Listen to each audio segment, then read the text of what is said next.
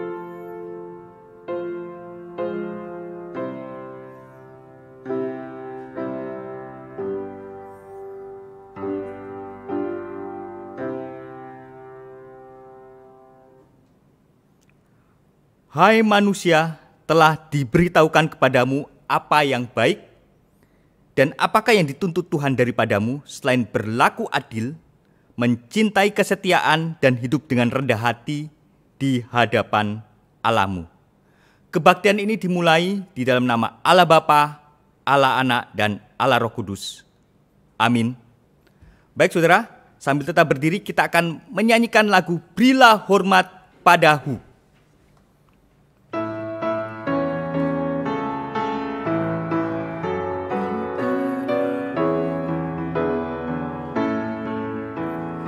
Berilah hormat padahu, berilah hormat pada Allah, berilah hormat padahu, patut pujilah terus.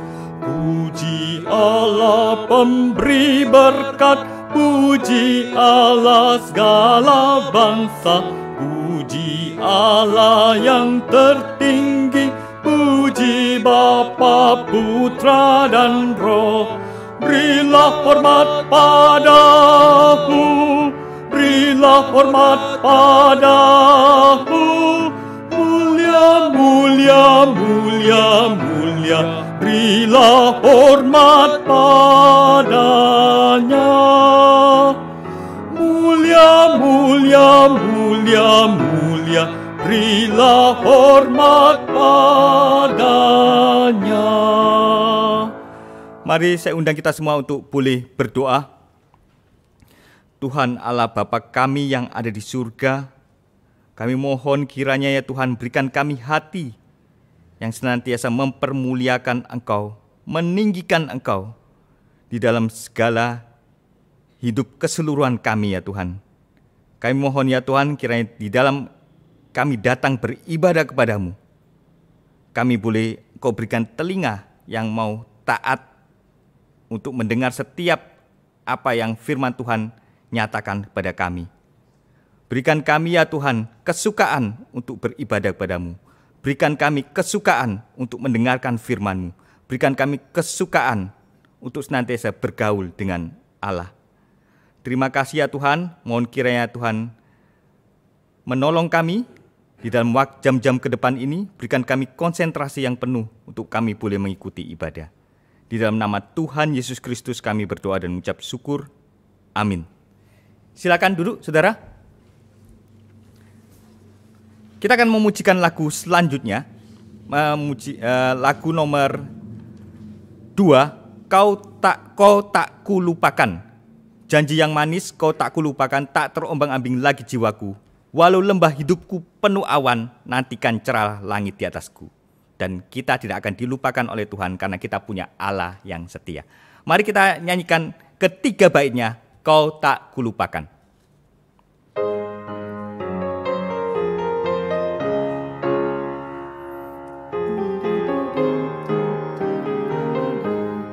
Janji yang manis kau tak kulupakan, tak terombang-ambing lagi jiwaku.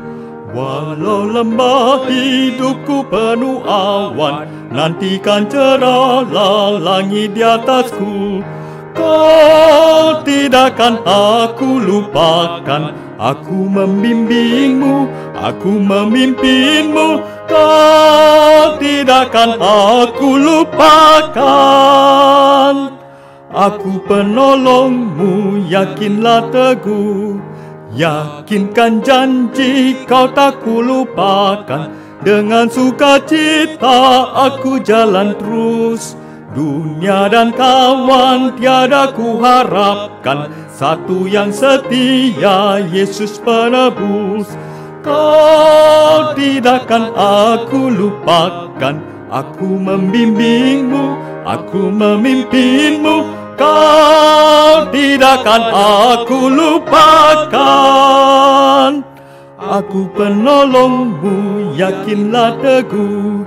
Dan bila pintu surga dibukakan, selesai sesudah susah dan lelah, kan ku dengarlah suara mengatakan, hamba yang setiawan, mari masuklah. Kau tidakkan aku lupakan, aku membimbingmu, aku memimpinmu. Kau tidakkan aku lupakan, aku penolongmu, yakinlah teguh. Puji Tuhan, kiranya kita dikuatkan melalui lagu tadi. Kita akan membaca firman Tuhan. Kita membukanya dari Efesus 5. Efesus 5 ayatnya yang ke-15 sampai dengan ke-21. Kita akan membacanya secara bergantian. Saya akan membaca ayat yang ganjil, kemudian yang genap Bapak Ibu Saudara di rumah membacakannya. Nanti untuk yang genap juga di sini akan diwakili oleh song leader. Kita baca Efesus 5, 15 sampai dengan yang ke-21. 15 saya membacanya. Karena itu perhatikanlah dengan saksama bagaimana kamu hidup. Janganlah seperti orang bebal, tetapi seperti orang arif. Dan pergunakanlah waktu yang ada, karena hari-hari ini adalah jahat. Sebab itu janganlah kamu bodoh, tetapi usahakanlah supaya kamu mengerti kehendak Tuhan. Dan janganlah kamu mabuk oleh anggur, karena anggur menimbulkan hawa nafsu, tetapi hendaklah kamu penuh dengan roh. Dan berkata-katalah seorang kepada yang lain dalam mazmur, kidung puji-pujian, dan nyanyian rohani. Bernyanyi dan bersoraklah bagi Tuhan dengan segenap hati. Ucaplah syukur senantiasa atas segala sesuatu dalam nama Tuhan kita, Yesus Kristus, kepada Allah dan Bapa kita.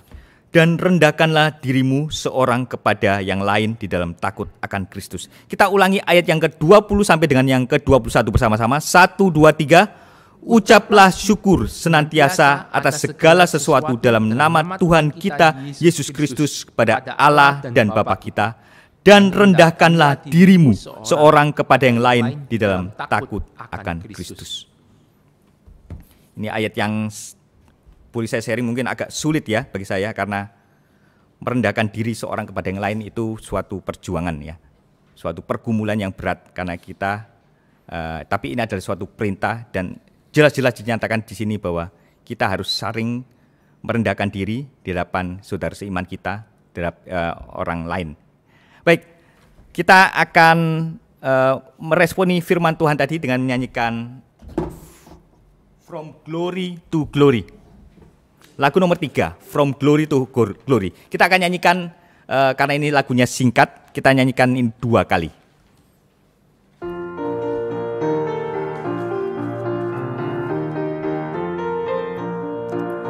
From glory to glory he's changing me.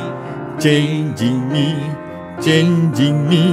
His likeness and image to perfect in me. Your God will Son to the world, for He's changing, changing me from earthly things to the heavenly. His likeness and image to perfect in me. The love of God shone to the world. From glory to glory He's changing me, changing me, changing me. His likeness and image to perfect in me. The love of God shone to the world. For He's changing, changing me from earthly things to the heavenly. His likeness and image to perfect in me. The love of God shone to the world. Baik, mari kita akan menyimak warta kita. Untuk yang pertama, ini tidak ada slide-nya ya. Sekarang kebaktian live streaming yang di Citra, yang diselenggarakan nanti jam 10.30, ini dapat pula disaksikan di channel YouTube dan Facebook di GRI Kertajaya. Jadi kalau saudara seorang subscriber sejati ya terhadap GRI Citra, sekarang mulai subscriber sejati terhadap GRI Kertajaya, karena siaran GRI Citra pun dapat disaksikan di GRI Kertajaya begitu.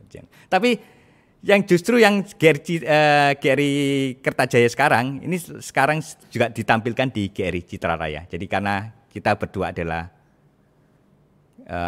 istilahnya partner ya. Jadi saling menolong di dalam live streaming ini. Baik, selanjutnya berkenaan dengan acara asik apa, siapa, dan kapan ya. Jadi ini acara pendalaman firman untuk anak-anak yang ditayangkan secara online via channel YouTube dan Facebook, baik itu di GRI Kertajaya maupun di GRI Citra Raya. Ditayangkan setiap Sabtu pukul 5 sore. Jadi ajak anak-anak saudara atau ponakan untuk menantikan acara ini di setiap Sabtu pukul 5 sore. Selanjutnya berkenaan dengan seminar PA khusus untuk Kamis ini, masih dengan tema yang sama, sebutan-sebutan Yesus dalam Alkitab. Kamis ini dengan sebutan Yesus sampai kepada sebutan Yesus sebagai pembela kita. Ini akan dibacakan oleh Vikaris Bakti Anugrah. Ini hari Kamis ya, jam 18.30. Kemudian Jumatnya, besoknya sebutan Yesus dalam Alkitab dengan tema Immanuel oleh Vikaris Imelda Ginting. Besoknya juga Jumat jam 18.30. Ada di channel YouTube dan Facebook GRI Kertajaya maupun di GRI Citra Raya. Selanjutnya seminar reformasi 2020 ini diselenggarakan hari Sabtu 31 Oktober. Berarti beberapa hari lagi ya. Tanggal Sabtu ini 31 Oktober jam 8 sampai dengan jam 11. Pendaftaran ini gratis saudara, tetapi tetap harus mendaftar ya di reformasi.stemi.id atau bisa pada sekretariat gereja masing-masing di Citra Raya maupun di Kertajaya. Silakan saudara, tinggal berapa hari lagi ya? 7 hari lagi ya? 6 hari lagi. Ada video klip berkenaan dengan ini lagi dipersiapkan oleh tim Aufi.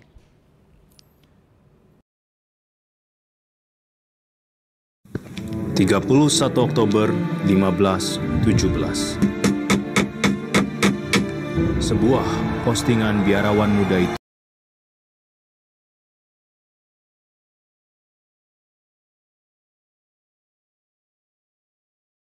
viral. Ia menggoyang kursi para penggenggam dogma. Gereja diformat ulang dan sejarah dipaksanya melakukan U-turn. Namun, sebelum semuanya itu nampak, Martin Luther seperti seekor angsa, harus bergulat dengan para buaya raksasa. Martin Luther pada waktu dipanggil oleh raja dan diperintahkan, tarik kembali semua tulisanmu. Engkau sekarang tarik kembali, maka kami akan mengampuni kamu, atau engkau akan dihukum. Martin Luther menjawab apa? Here I stand on the word of God. Accept the truth in the Bible, and my conscience, I will never withdraw what I have written.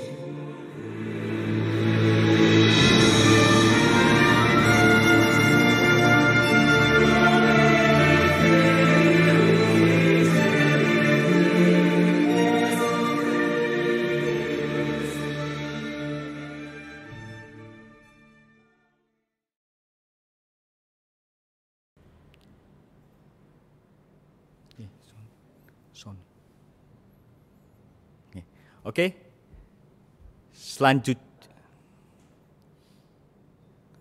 selanjutnya berkenaan dengan pembangunan di GRI Citra. Bisa ditayangkan slide-slide-nya. Ya, slide-nya lanjut aja terus, jalan terus ya. Saya akan bicara mengenai pembangunan. Pembangunan di GRI Citra ini jadi posisinya ini ada di Citra Land ya, di Citra Land.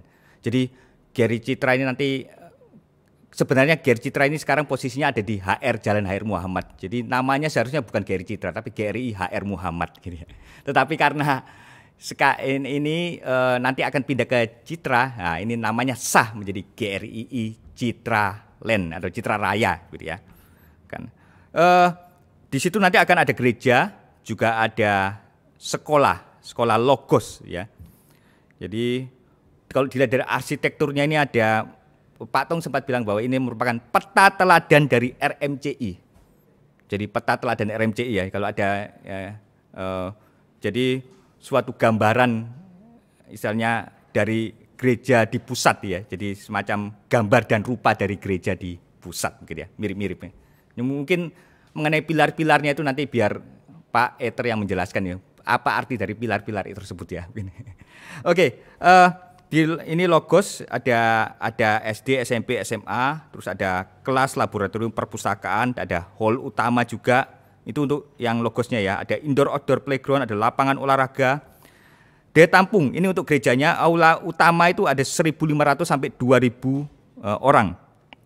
Aula 1 di bawah ada 300 orang, kemudian aula 2 ada 500 orang. Parkir depan bisa menampung 50 mobil. Parkir belakang ada 2.000 meter persegi. Lobi utama ada seluas 150 meter persegi. Kemudian ada toko buku Momentum juga. Nah ini kantor saya ini. Saya ingin kantor saya ini agak paling depan ini ya. Di dekat lobi ya. Oke, itu saja. Kemudian untuk persembahan nanti Bapak Ibu Saudara bisa mencatat rekeningnya. Bagi Bapak Ibu Saudara yang terbeban untuk pembangunan GRI Citra Raya, ini di BCA nomor 0105756700. Nanti waktu persembahan Vikaris Barat juga akan menekankan hal ini ya. Baik, itu saja yang boleh saya sampaikan berkenaan dengan pembangunan di GRI Citra Raya. Kita akan masuk ke dalam doa syafaat. Ada 3 hal yang akan kita doakan.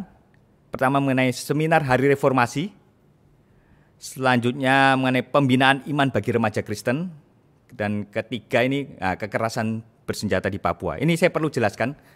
Selama masa pandemi ini kita mungkin konsen ke urusan pandemi begitu ya. Tetapi ternyata di Papua selama bulan Januari sampai sekarang itu ada kekerasan bersenjata di satu daerah namanya Kabupaten Intan Jaya ya, kalau tidak salah Kabupaten Intan Jaya. Nah, kenapa kita mesti concern ke sini? Karena korbannya itu ada dari aparat juga, kemudian ada dari sipil. Tapi salah satu orang sipil ini adalah pendeta. Jadi dia sedang melayani mengadakan pelayanan untuk menerjemahkan Alkitab ke dalam bahasa suku setempat. Kalau tidak salah nama bahasanya bahasa Moni. Ya.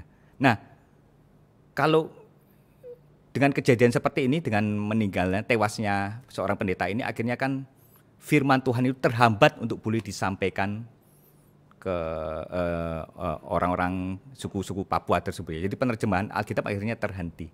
Nah, kita perlu berdoa untuk hal ini, agar kiranya keadilan dan kebenaran boleh ditegakkan.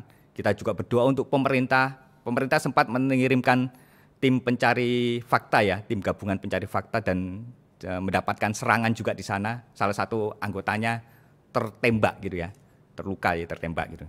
Jadi kita perlu berdoa sehingga nama Tuhan dipermuliakan di Papua ini, dan pemerintah kita, aparat kita juga dibantu, ditolong oleh Tuhan agar menegakkan kedamaian di sana.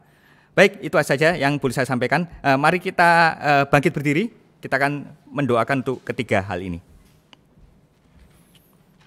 Kita mengambil waktu sejenak di hadapan Tuhan, untuk berdiam diri di hadapan Tuhan, agar kita dilayakkan untuk boleh memanjatkan doa-doa kita. Tuhan Allah Bapa di surga.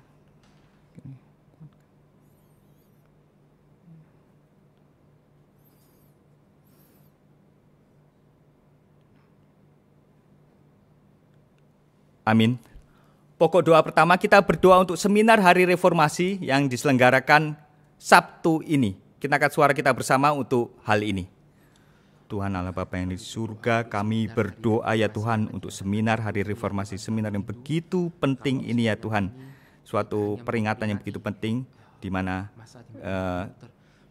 nama Tuhan ditinggikan, di nama Alkitab-Mu kembali ditegakkan, sehingga menjadi patokan di dalam kehidupan kami ya Tuhan.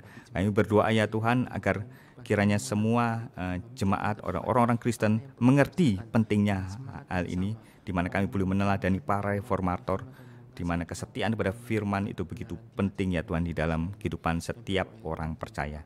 Kuatkan kami ya Tuhan, di dalam nama Tuhan Yesus Kristus kami berdoa dan mengucap syukur. Amin. Selanjutnya kita berdoa untuk pembinaan iman bagi para remaja-remaja Kristen. Kita angkat suara bersama untuk hal ini. Tuhan Allah Bapa yang di surga, kami berdoa Bapa untuk para remaja-remaja Kristen ya Tuhan, di tengah usia mereka yang tanggung ini Bapa, banyak sekali mungkin cobaan ujian bagi mereka. Mereka harus hidup mempertahankan iman mereka, kerohanian mereka di tengah situasi yang begitu dapat menarik mereka ke kiri maupun ke kanan. Tapi kiranya Tuhan melalui firman yang senantiasa diberitakan di gereja ini atau di tempat-tempat lainnya Tuhan, sehingga mereka memiliki ketahanan, mereka memiliki kekuatan di dalam, justru mereka juga dapat mempengaruhi teman-teman mereka, karena mereka senantiasa boleh membawa berkat bagi sekeliling mereka. Terima kasih ya Tuhan, kami serahkan doa ini di dalam nama Tuhan Yesus Kristus. Amin. Selanjutnya kita berdoa untuk kekerasan bersenjata di Papua, kiranya ada kedamaian di tanah Papua tersebut. Mari kita angkat suara bersama untuk hal ini. Tuhan Allah Bapa yang di surga, kami berdoa Bapa untuk kekerasan bersenjata di daerah Kabupaten Intan Jaya. Kiranya Engkau menolong Bapa, aparat kami ataupun beberapa pihak otoritas di sana, sehingga dapat menegakkan kedamaian. Terutama tegakkanlah kebenaran dan keadilan di tanah tersebut, sehingga ada kedamaian di tanah Papua. Dan terlebih lagi ya Tuhan, agar kiranya penerjemahan Alkitab ataupun penyebaran firman Tuhan dapat dilaksanakan di sana ya Tuhan, sehingga banyak orang-orang Papua di daerah tersebut mendapatkan berkat Tuhan dan damai dari Tuhan sendiri. Terima kasih ya Tuhan, kiranya Engkau menolong orang-orang Papua di sana. Di dalam nama Tuhan Yesus Kristus kami berdoa dan mengucap syukur. Amin. Kita menutup doa syafaat kita ini dengan doa Bapa kami. Bapa kami yang ada di surga, dikuduskanlah nama-Mu, datanglah kerajaan-Mu, jadilah kehendak-Mu di bumi seperti di surga. Berikanlah kami pada hari ini makanan kami yang secukupnya, dan ampunilah kami akan kesalahan kami, seperti kami juga mengampuni orang yang bersalah kepada kami. Dan janganlah membawa kami ke dalam pencobaan, tetapi lepaskanlah kami daripada yang jahat, karena Engkau-lah yang punya kerajaan dan kuasa dan kemuliaan sampai selama-lamanya. Amin. Silakan duduk, saudara. Kita akan menyanyikan lagu nomor 4, Tiap Langkahku.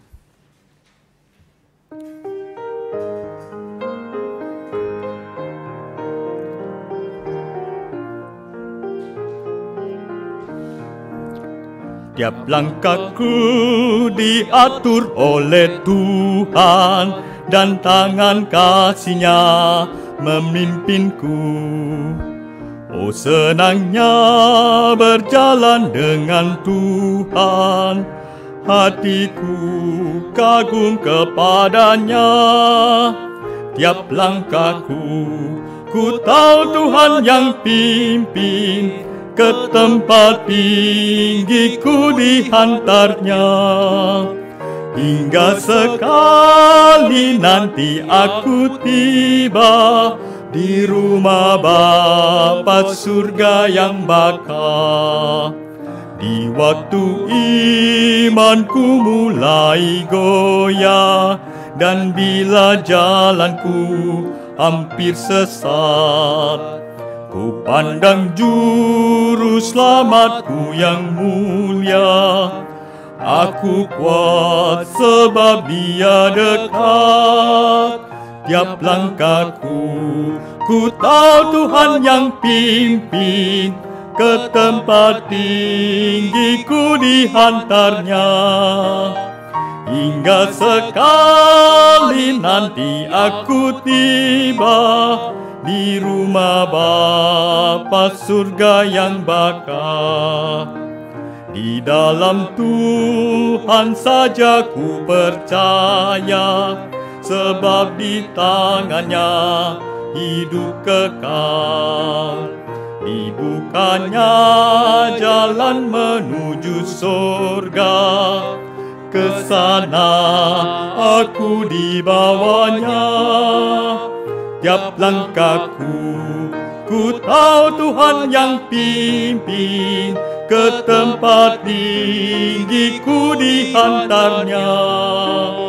Hingga sekali nanti aku tiba di rumah Bapa surga yang bakal. Waktu dan tempat saya berikan pada Vikaris Bakti Anugrah.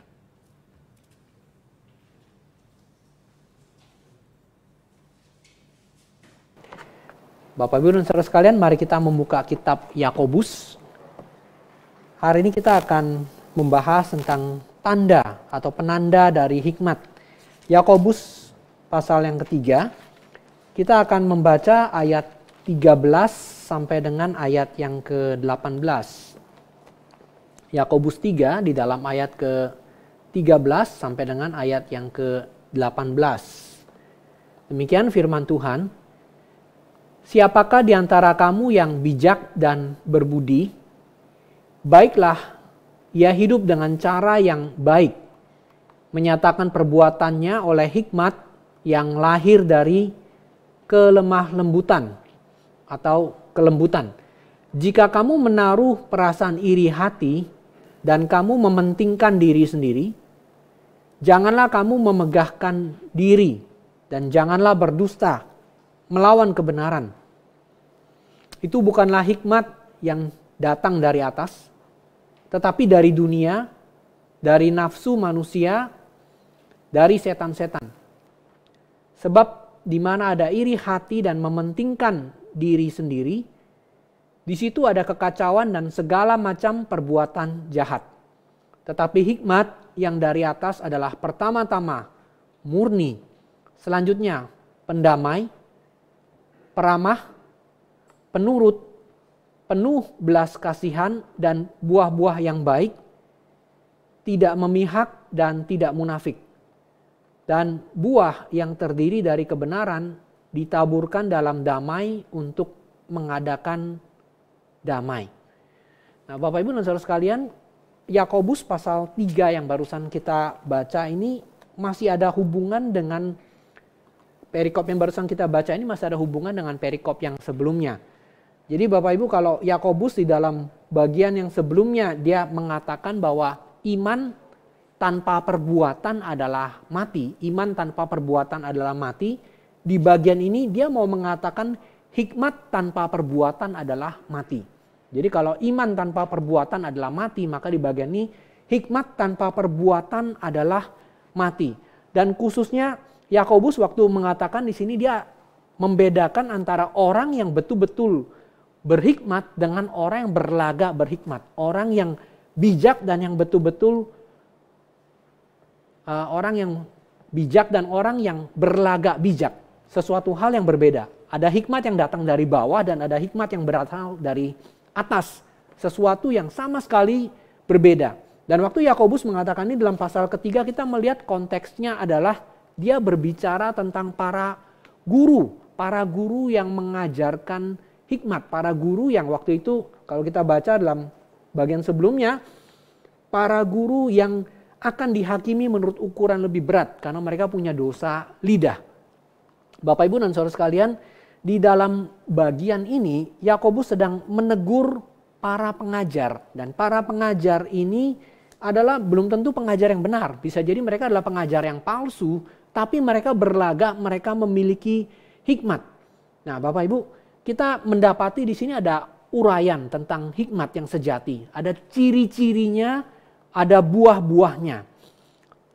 Dimulai dari Yakobus mengatakan di sini, siapakah di antara kamu yang bijak dan yang berbudi? Orang yang bijak dan yang berbudi, mereka akan hidup dengan cara yang menyatakan perbuatannya dari hikmat yang lahir dari kelembutan. Kalau Indonesia suka memberi kata lemah lembut, tapi sebetulnya dikatakan tuh meekness, bukan lemah. Kalau kita menyebut lembut itu seringkali dihubungkan dengan kelemahan. Saya nggak tahu kenapa ya. Kelembutan bukan berarti kelemahan. Ya, Indonesia suka menggabungkan dua kata itu, kelemah lembutan ya, tapi lebih kepada kelembutan. Orang yang benar-benar bijak adalah orang yang sangat berbudi. Nah, kata ini adalah dua kata yang berhubungan, bijak dan berbudi. Bijak dan berbudi. Nah, orang yang benar-benar bijak yang Yakobus katakan di sini adalah seorang yang tidak ingin membangun nama baiknya tanpa memiliki pengertian yang baik. Jadi dia tidak membangun nama baiknya, membangun hikmatnya, membangun tampilan di luarnya tanpa memiliki sesuatu yang asli di dalam. Jadi dia tidak ingin memperoleh pujian atau memperoleh sanjungan tanpa sesuatu yang memang ada di dalam dirinya. Nah, ini saya dapat memikirkan ada orang yang misalnya kalau di dalam sekarang sebutannya gaji buta. Dia menerima sesuatu tetapi dia sama sekali tidak melakukan apa-apa. Nah, demikian juga Yakobus mengatakan seperti orang yang asli, yang berhikmat, yang memang dia memiliki sesuatu itu di dalamnya atau dia tidak memiliki itu. Jadi dia tidak akan menilai tinggi dirinya karena hanya sekedar dia mengetahui. Menilai tinggi diri hanya karena dia mengetahui berbagai hal, tetapi dia tidak bisa melakukan atau menerapkannya dengan benar. Nah, Bapak Ibu, hikmat di Yakobus itu mirip dengan yang di dalam kitab Amsal. Waktu disebut sebagai hikmat, orang-orang Yahudi itu punya pikiran bahwa itu bukan sekedar mengetahui hukum, tetapi menerapkannya. Jadi orang Yahudi mengetahui ada hukum di dalam hukum Taurat, tetapi mereka juga menerapkan di dalam hidup. Itulah yang namanya berhikmat. Jadi bukan sekedar kepada pengetahuan. Nah, Bapak Ibu, kalau kita membaca soal hikmat ini di kitab Yakobus, maka kita sudah menemukan ini bukan dalam pasal ini saja, tapi pada pasal sebelumnya, pasal pertama ayat yang ke-5. Karena dikatakan, apabila di antara kamu ada yang kekurangan hikmat, biarlah kamu minta kepada Tuhan yang tidak membangkit-bangkit. Dia tidak akan berhitung-hitung dengan kita, dia akan berikan. Nah, sekarang di sini disebut tentang siapakah orang yang berhikmat. Kalau pasal 1 ayat 5 itu mengatakan tentang orang yang kekurangan itu boleh minta. Sekarang di sini ciri-cirinya orangnya seperti apa? Siapakah yang berhikmat? Nah, Bapak Ibu, maka Yakobus membahas, kemudian dia waktu sampai kepada bagian sebelumnya dia sudah mengatakan orang yang berhikmat itu pasti akan hidup menuruti firman Tuhan. Orang berhikmat akan menuruti firman Tuhan dan imannya akan menghasilkan perbuatan. Sehingga iman tanpa perbuatan yang sangat terkenal di Yakobus adalah mati. Tapi bagian yang kedua ini seringkali kurang mendapatkan penekanan. Jadi kalau kita baca Yakobus langsung kita tahu itu tentang kitab iman tanpa perbuatan adalah mati. Ya, kita sudah bahas itu, kita tidak mengulangi lagi. Ini tidak dipertentangkan dengan Rasul Paulus, tapi sedang berbicara sesuatu yang orang mengaku beriman tapi tidak memiliki aslinya imannya perbuatan. Demikian juga sekarang sini adalah orang yang mengaku berhikmat tetapi tidak memilikinya. Jadi iman tanpa perbuatan itu mati. Tapi di sini hikmat tanpa perbuatan juga adalah mati. Nah, Bapak Ibu, Yakobus mengatakan di sini dalam pasal yang ketiga ini, siapa di antara kamu yang bijak dan berbudi? Di dalam bahasa Inggrisnya wise and understanding. dua ini digabungkan bersama-sama dan merupakan gambaran dari hikmat yang sejati. Siapa yang bijak dan siapa yang berbudi. Bapak Ibu, ini adalah kedua kata yang mirip. Nah, di dalam bagian yang pertama, wise atau berhikmat adalah tentang orang yang memiliki kerohanian dan menerapkan dalam hidup sehari-hari. Jadi wise, bijak, artinya orang memiliki kerohanian dan menerapkan dalam hidup sehari-hari. Jadi mereka ini mengerti, mengenal Allah, tetapi mereka tahu menjalani hidup. Nah, orang-orang semacam ini mungkin pendidikannya bisa jadi tidak terlalu tinggi gitu ya. Tidak harus mereka punya gelar teologi, tidak harus mereka punya sekolah teologi yang sampai tinggi sekali, tidak. Tetapi orang yang mengenal Allah dan dia bisa melakukannya dalam hidup. Orang yang mengenal Allah dan bisa melakukannya dalam hidup itu disebut sebagai orang yang berhikmat. Bagaimana dia menjalani hidup di dalam Tuhan. Nah, orang-orang semacam ini tidak tentu harus ada di antara kalangan hamba Tuhan. Bahkan mereka bisa saja dari kalangan orang-orang yang terlihat sangat sederhana, tetapi mereka waktu membaca firman Tuhan, waktu mereka mengerti firman Tuhan, mereka melakukannya. Ini adalah orang yang bijak. Yang kedua adalah orang yang berbudi. Nah, kalau yang pertama berkaitan dengan kerohanian, kata yang kedua, berbudi, understanding adalah lebih kepada orang yang terlatih dalam pemikirannya. Jadi pemikirannya terlatih. Jadi memang orang yang betul-betul belajar begitu ya. Ini lebih kepada orang yang memang mengarah kepada akademis ya. Mereka yang terlatih dalam pemikirannya dan juga bisa menerapkan dalam hidup sehari-hari. Jadi ada dua bagian. Yang pertama berkaitan dengan kerohanian, yang kedua berkaitan dengan keterampilan yang dilatih. Nah, dua-dua ini waktu dimiliki lalu bisa diterapkan dalam hidup sehari-hari, itulah berhikmat. Jadi hikmat dalam kitab Yakobus sama dengan kitab Amsal juga bukan berbicara soal saya tahu saja, tetapi dia bisa menerapkannya dengan tepat. Bapak Ibu, saya teringat satu ilustrasi ya, ada satu orang yang mengetahui satu prinsip tetapi tidak bisa menerapkannya, itu sama saja dengan tidak berhikmat. Jadi dia tahu satu prinsip dan dia tidak bisa menerapkannya. Ya, ada satu contoh tentang seorang yang waktu dia, ini contoh Amerika, saya pernah baca joke itu ya. Jadi waktu dia lagi kencan, dia tanya gimana ya cara saya menarik perhatian dari si calon pacar saya ini gitu, waktu kencan pertama. Oh, temennya ngomong, intinya begini, kamu lihat apapun yang baik dari dia, harus kamu puji. Oh, dia langsung tangkap. Itu kan pengertian ya, itu namanya pengertian. Lalu dia sepanjang, ya konteksnya waktu itu dia lagi kencan, kemudian biasa gitu ya, ini karena Amerika gitu. Mereka dansa, mereka menari cukup lama gitu loh. Dia mikir, saya mesti ucapkan satu kalimat untuk memuji. Tapi apa ya? Akhirnya kepikir dan disampaikan, tapi tidak berhikmat. Dia sebut namanya. Ya. Susahnya kalau saya khotbah, saya sebut nama apapun pasti dari antara para pendengar ada yang namanya itu gitu kan. Ya udah saya sebut aja deh. Mungkin namanya Anne gitu ya. Jadi bilang begini, dia pikir, ketemu, dia puji. Anne, meskipun badanmu tergolong gemuk, tapi kamu sangat sedikit berkeringat. Waduh, dia pikir itu pujian Bapak Ibu. Wah, itu sangat-sangat merupakan sesuatu hal yang memuji kan gitu ya. Dia bilang niatnya baik, hasilnya buruk. Nah, itu merupakan contoh orang yang tidak berhikmat Bapak Ibu. Memiliki pengetahuan tapi tidak dapat menerapkan. Jadi dia misalnya dia memiliki kerohanian, dia tahu tentang Tuhan, tapi dia tidak ada dalam hidup sehari-hari. Atau dia terlatih dalam pemikiran tapi dia tidak bisa menerapkannya. Bapak Ibu, Yakobus mau mengatakan kalau kamu mengklaim diri kamu beriman, ada perbuatan. Kalau kamu mengklaim dirimu berhikmat, coba lihat bagaimana kamu menjalankan hidupmu sehari-hari. Nah, ini berkaitan juga dengan yang Tuhan Yesus katakan dalam Injil Matius pasal ke-7. Kalau kamu mau melihat pohon seseorang, lihatlah dari buahnya.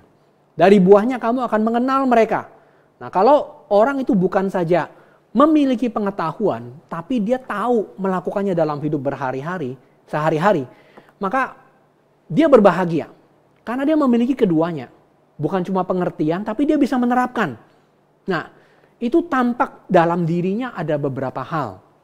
Yang pertama adalah dikatakan dia memiliki perilaku yang baik.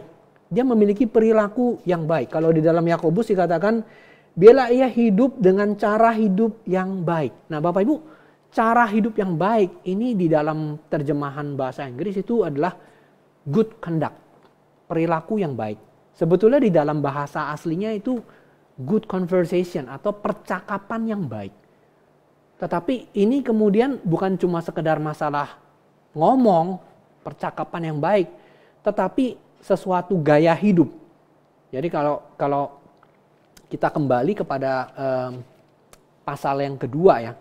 Pasal yang kedua bukan cuma ngomong, silakan makan, pakaianlah yang hangat ya, tetapi memberikan gitu ya. Nah, itu ada perilaku yang baik berkaitan dengan percakapan dan perkataan. Jadi ada perilaku yang baik. Nah, orang yang mengaku kalau dia bijak, dia ada perilaku yang baik.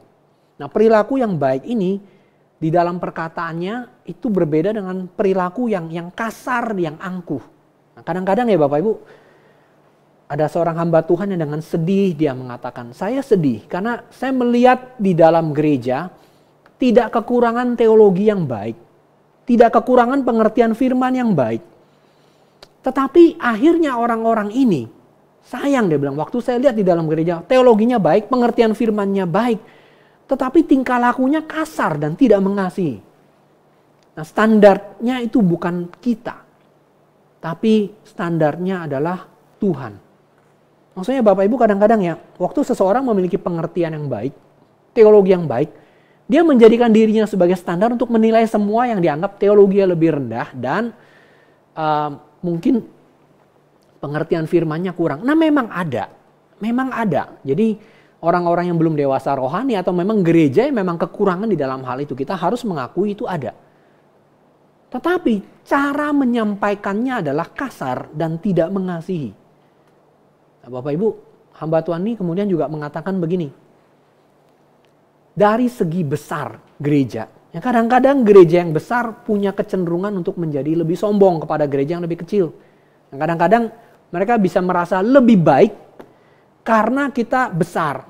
Sehingga hamba Tuhan dari gereja yang besar itu bisa berlaku lain kepada hamba Tuhan dari gereja yang lebih kecil. Ini pembahasan di bagian sebelumnya yang agak mirip ya.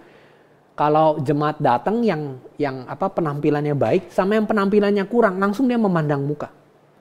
Jadi kadang perlakuan tuh bisa berbeda begitu. Bapak Ibu, dunia itu seperti itu. Jadi kalau kita melihat sesuatu yang baik, yang bagus, yang besar, langsung kita hormat, langsung kita respect. Itu sudah kita bahas pada bagian sebelumnya. Jadi perilaku yang baik ini kadang-kadang tidak muncul di dalam gereja karena ada memandang muka yang masih ada hubungan dengan pasal sebelumnya. Jadi perkataan yang seharusnya membangun orang itu menjadi kasar dan angkuh. Tidak ada perilaku yang baik di dalam perkataannya itu. Jadi mereka tidak memiliki pengetahuan yang dapat dipakai untuk menyembuhkan orang lain. Atau pengetahuan yang dapat melakukan kebaikan. Itu adalah tanda-tanda hikmat. Dia tahu dan dia bisa terapkan dengan tepat. Tetapi ada orang yang suka dengan orasi, dengan perkataan yang tampak hebat. Tetapi yang merusak. Ya, yang bisa menimbulkan kejahatan baik di dalam dirinya sendiri atau di dalam diri orang lain.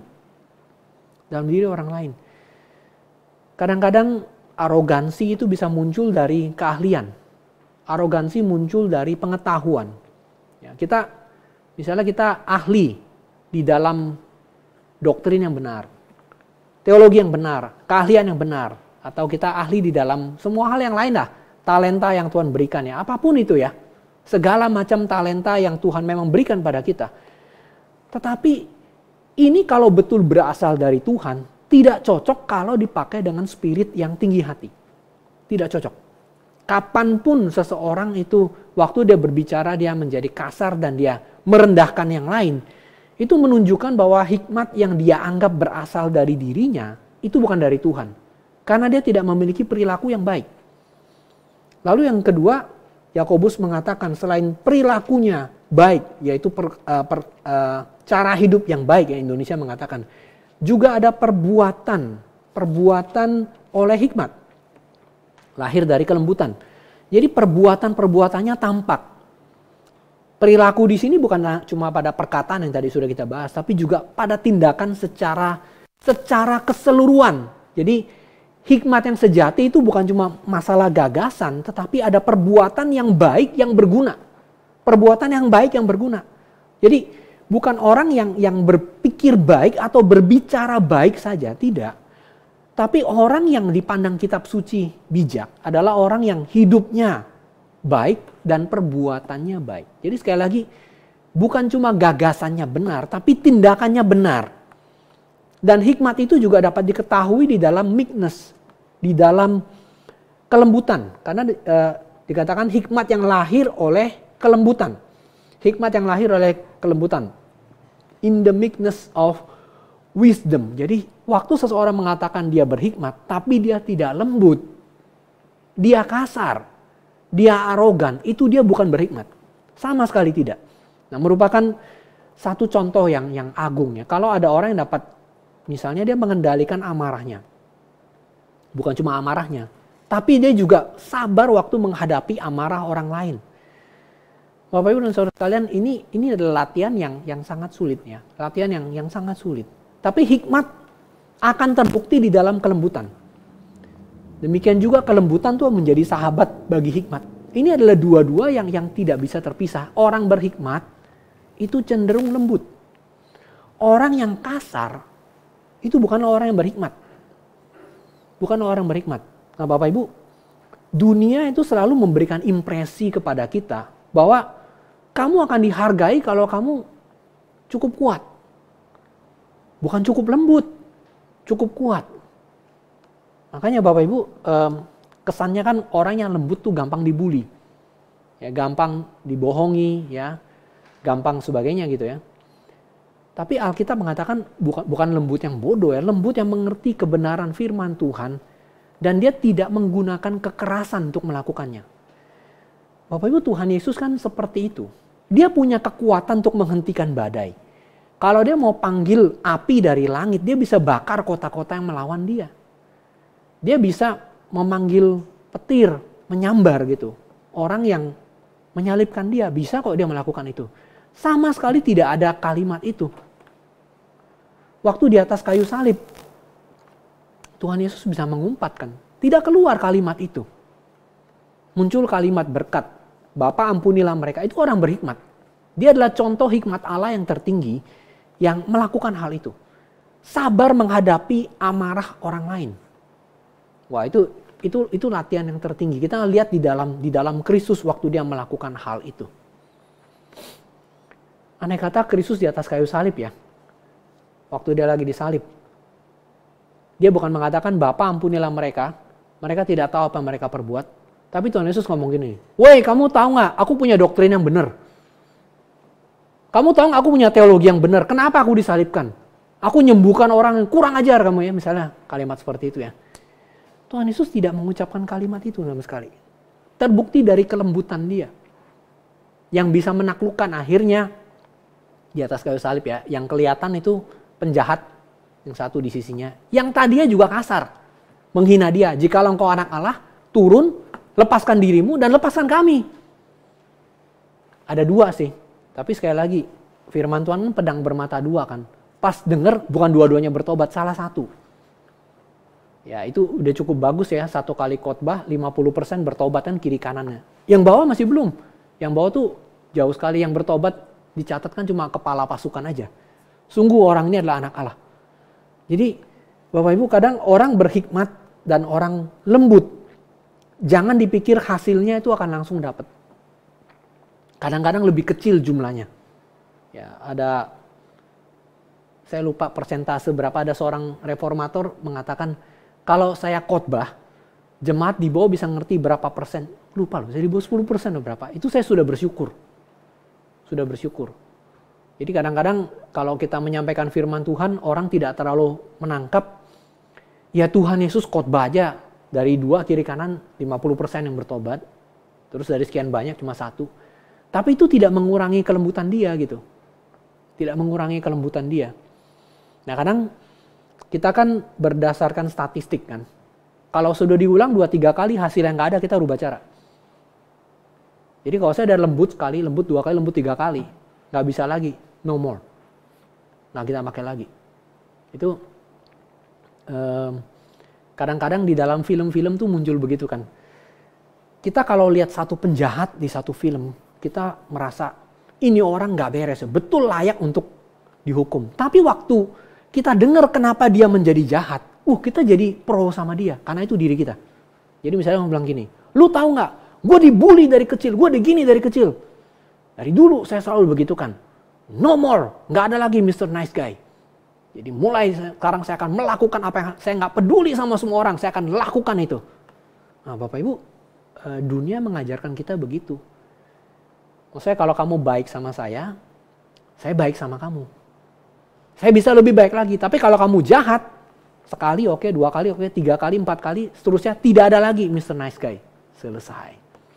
Nah Bapak Ibu, memang kita juga perlu berhikmat ya menghadapi orang-orang yang ingin memanfaatkan kebaikan kita, itu betul. Tetapi motivasi di balik itu, menghadapinya berbeda. Nah, dikatakan dia memiliki hikmat yang lahir dari kelembutan. Hikmat yang dari pikiran yang bukan berasal dari amarah yang menghalangi pemahaman yang sebenarnya. Jadi orang setelah dia memiliki pemahaman, latihannya adalah emosinya. Jadi waktu dia tahu apa yang baik, tapi emosinya nggak tahan, dia bisa nggak melakukan itu. Pemahamannya sudah, pikiran sudah, tapi emosi dan kehendak itu kan perlu dilatih. Oh Ibu, aspek iman kita itu bukan cuma pengertian, tapi juga perasaan dan kehendak. Dua ini lebih liar dan lebih sulit untuk dikendalikan di dalam diri kita.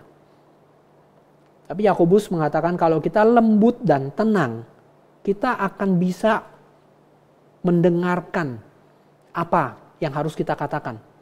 Dan hikmat ini ada kelembutannya, dan kelembutan akan meningkatkan hikmat. Amsal juga mengatakan bahkan orang yang berdiam diri saja itu akan lebih kelihatan berhikmat dibandingkan orang yang melawan. Memang ada waktunya orang dia harus belajar ngomong yang tepat tapi lembut. Yang sulit adalah waktu kita lagi tersinggung, kita ngomongnya nggak lembut. Kita ngomongnya kasar gitu ya. Kita tidak memiliki kontrol lagi atas hal itu.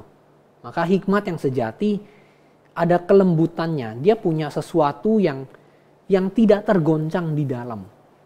Seperti Kristus. Nggak bisa digoncang. Nggak bisa digoncang. Dia tidak terganggu oleh apa yang orang-orang lakukan kepada dia. Dia punya kemampuan untuk menyampaikan dari dalam dirinya apa yang berasal dari Tuhan tanpa terganggu oleh situasi dari luar. Itu Kristus. Dan kalau dia memberi contoh kepada kita sebagai manusia yang sempurna sebagai dia bisa melakukan itu, maka kita juga bisa. Karena kita memiliki roh Kristus di dalam diri kita. Itu yang dia katakan. Dia akan memberikan seorang penghibur yang lain yang menyertai kita selama-lamanya. Roh hikmat dan wahyu. Roh yang akan menerangi kita. Yang memberikan kita kemampuan. Tapi itu bukannya tanpa latihan. Dan latihannya akan dipakai situasi-situasi yang khususnya yang tidak menyenangkan. Nah, hikmat akan muncul di dalam hal semacam ini.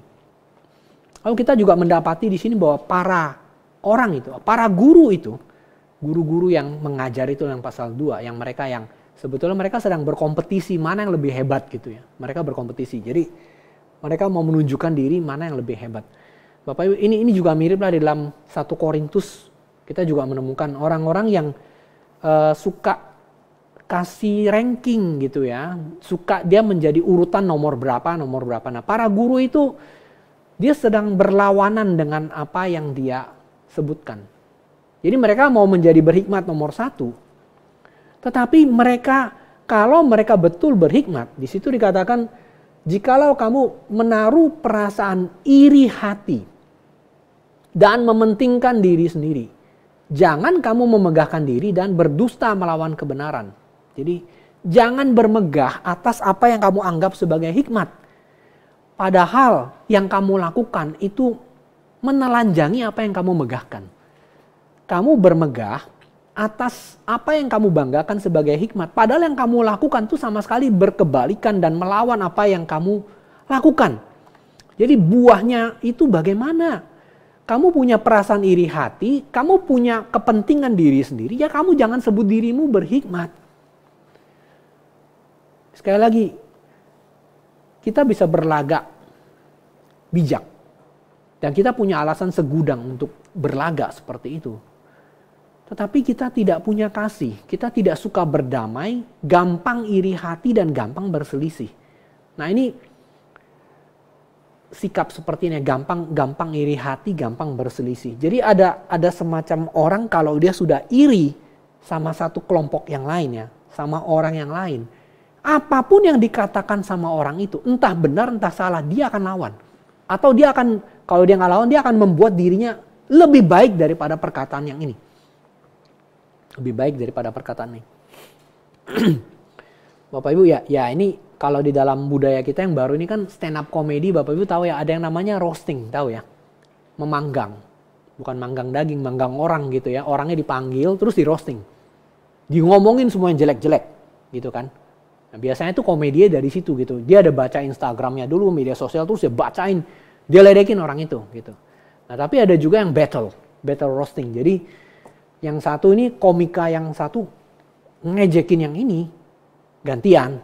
Itu memang buat ketawa-ketawaan. Yang ini nanti juga ngomongin kejelekan dia gitu. Jadi mereka saling ngeledek. Nah itu kalau di dalam lawakan ya. Meskipun juga kadang-kadang saya pikir ini batasannya tipis antara sopan santun sama yang boleh sama enggak gitu ya. Lucu sih orang ketawain ya. Tapi bayangkan kalau itu dilakukan, bagaimana kalau para hamba Tuhan saling merosting di atas mimbar. Wah itu seru. Jadi hamba Tuhan ini, dia ngomong hamba Tuhan, dia sikat hamba Tuhan. Nanti gantian itu naik ke atas mimbar juga sama. Jadi kita langsung membanding-bandingkan, langsung kita lawan. Mana yang lebih ini? Jadi apapun yang dikatakan oleh dia, meskipun itu benar, saya akan buat lebih tinggi diri saya sendiri, atau saya akan lawan dia. Bapak Ibu kadang-kadang di dalam partai politik kan dua gitu ya. Ada yang partai yang ini, terus ada partai oposisi. Pokoknya oposisi nggak pernah membela yang ini. Apapun yang dia katakan, meskipun benar yang dilakukan benar, dia akan cari-cari untuk menjatuhkan. Nah, itu partai. Tapi kalau kita sesama, kita akan punya kecenderungan kayak begitu. Jadi kecenderungan untuk mencari-cari kesalahan orang. Nah kalau sikap ini kita miliki, misalnya ya, sekali lagi kita jadi gereja. Oh gereja saya pasti lebih baik daripada itu.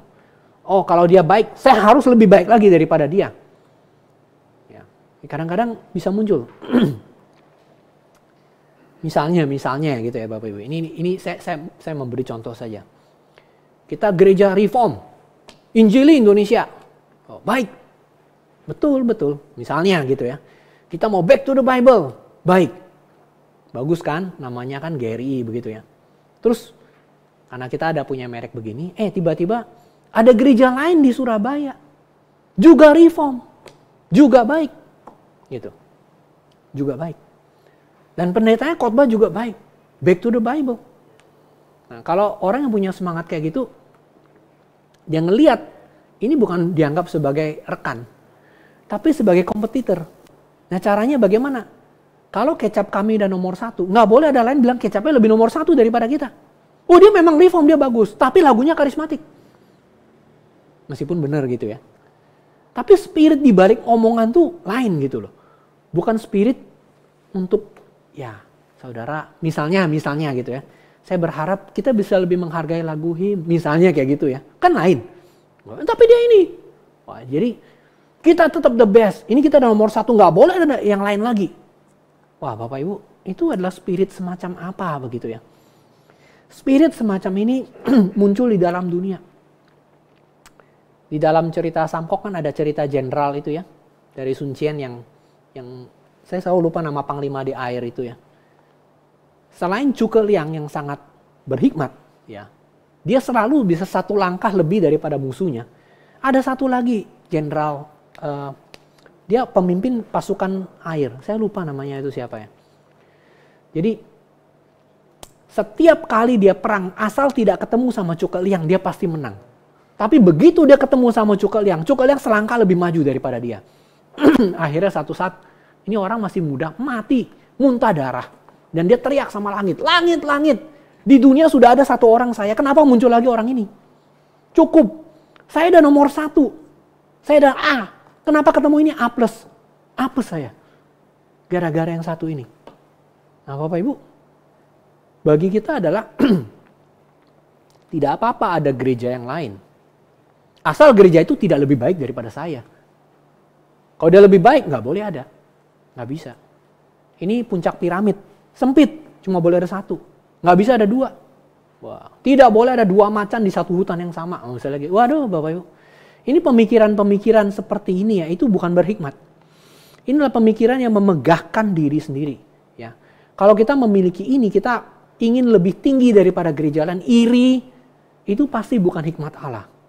Jadi, yang dibicarakan di sini itu bukan pengertian yang benar, tapi motivasi yang benar.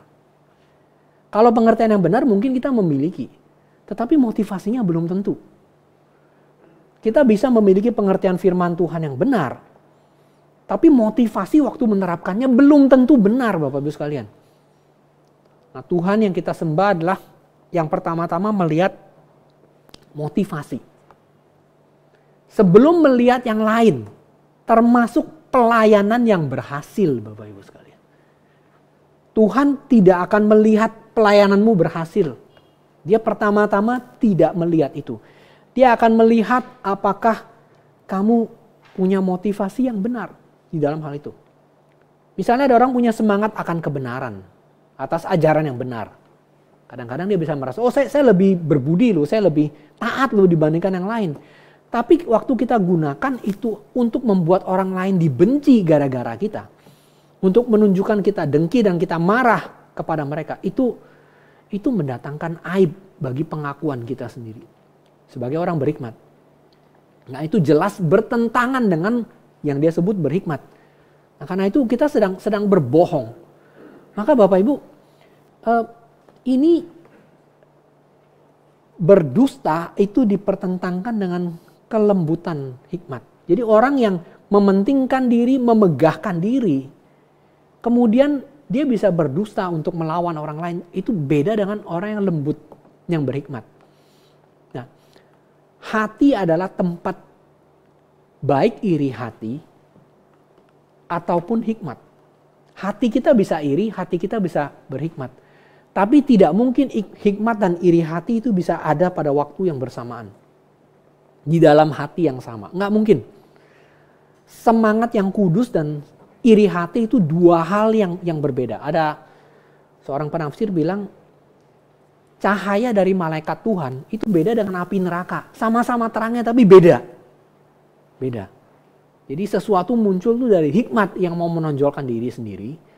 Yang satu muncul dari kelembutan. Kalau kita merasa diri kita cukup terang, orang bisa memuji kita ya. Wah terus kita ini, hati-hati. Itu jangan-jangan tuh cahaya dari neraka itu. Kita sedang meninggikan dan kita, kalau bisa semua lampu sorot menuju kepada saya. Bapak Ibu, maka setelah itu kemudian, setelah dia punya iri hati, lalu dikatakan dia memiliki perselisihan, perasaan iri hati dan mementingkan diri. Nah di dalam, saya mesti lihat ya Bapak Ibu, jadi di dalam terjemahan yang lain ada iri hati dan ada perselisihan. Jadi ada perselisihan yang muncul ya. Kalau kamu punya bitter jealousy and selfish ambition. Kalau bahasa Indonesia, perasaan iri hati dan mementingkan diri sendiri. Nah, bitter jealousy. Jadi ada kepahitan, ada iri hati dan pasti ada perselisihan. Dan kalau kita sudah berselisih, kita akan mencari-cari untuk membenarkan diri dengan bermegah dan berdusta. Nah, lalu Yakobus mengatakan di sini ada 2. Jangan memegahkan diri, Jangan berdusta, ada double negatif di sini. Jangan memegahkan diri, jangan berdusta. Jadi berhenti membanggakan diri dan berhenti being false to the standard of truth. Sebetulnya kamu sedang Kamu sedang being false. Kamu sedang berdusta terhadap standar kebenaran, kalau bahasa Indonesia mengatakan demikian. Jadi being false, kamu tidak asli kepada standar kebenaran itu. Kamu membanggakan diri, tapi kamu tidak sesuai dengan standar kebenaran itu. You are being false to the standard of truth. Kamu berdusta melawan kebenaran. Itu bahasa Indonesia, tapi artinya dia memiliki kebenaran, tapi motivasinya nggak benar. Sehingga dia nggak bisa menjadi pengajar hikmat Allah. Jadi Bapak Ibu, ada sesuatu yang jauh melampaui doktrin dan ortodoksi. Doktrin dan ortodoksi jelas penting. Ya. Apa yang melampaui doktrin dan ortodoksi? 1 Korintus pasal 13 itu mengatakan kalau kita punya iman yang sempurna, bisa memindahkan gunung, mengorbankan diri dalam segala, bahkan dibakar, mati martir sekalipun ya.